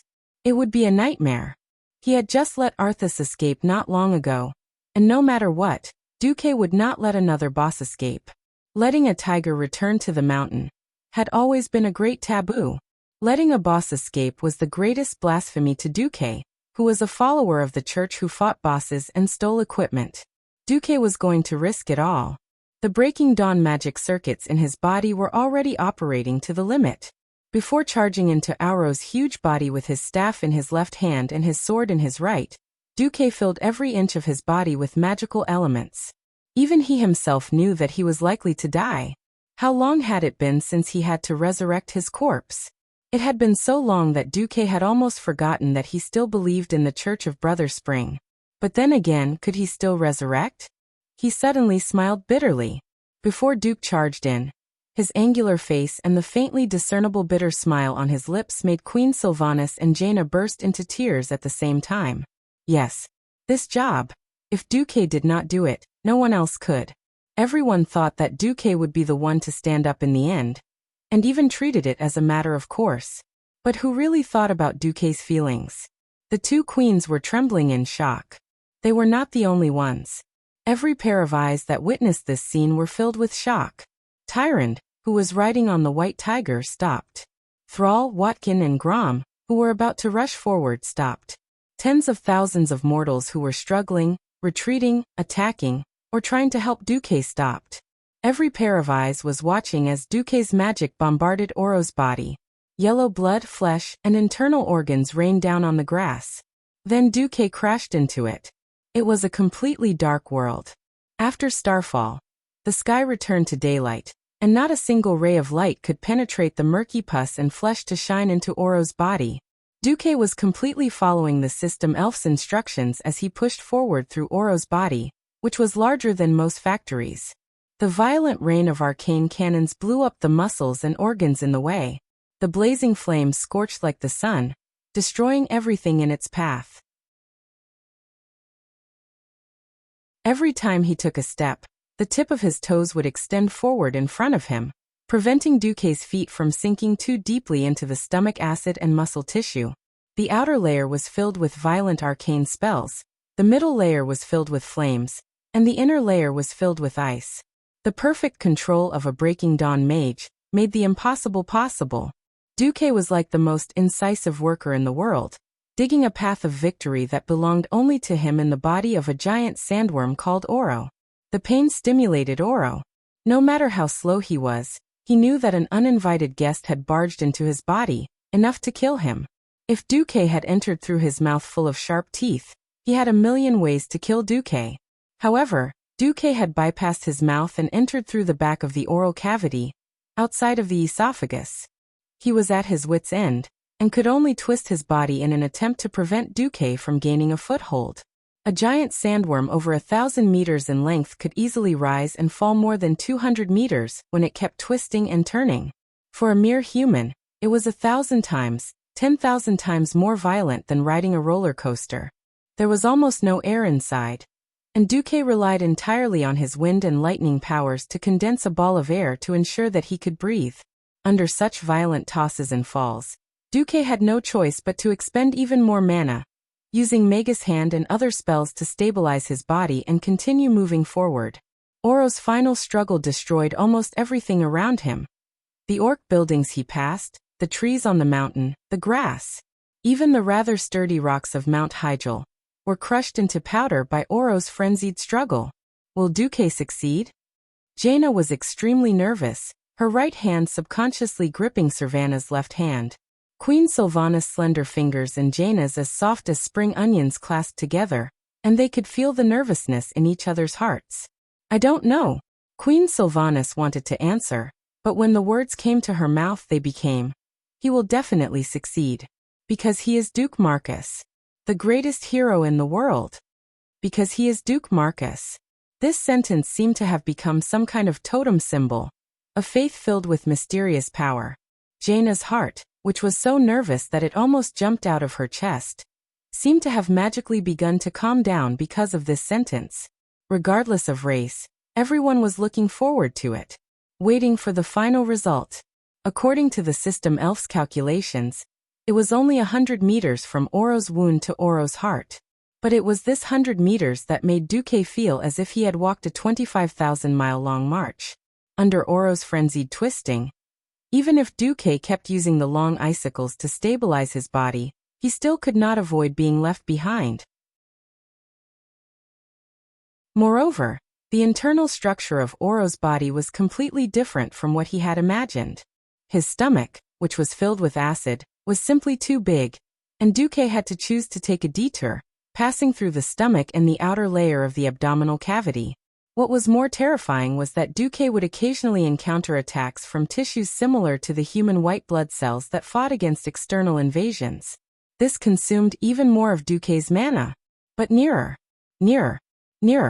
Even if he took 5 steps forward and took 3 steps back, even if he took 10 steps forward and took 9 steps back, even if his progress was as slow as a snail, Duque was still nearing his target.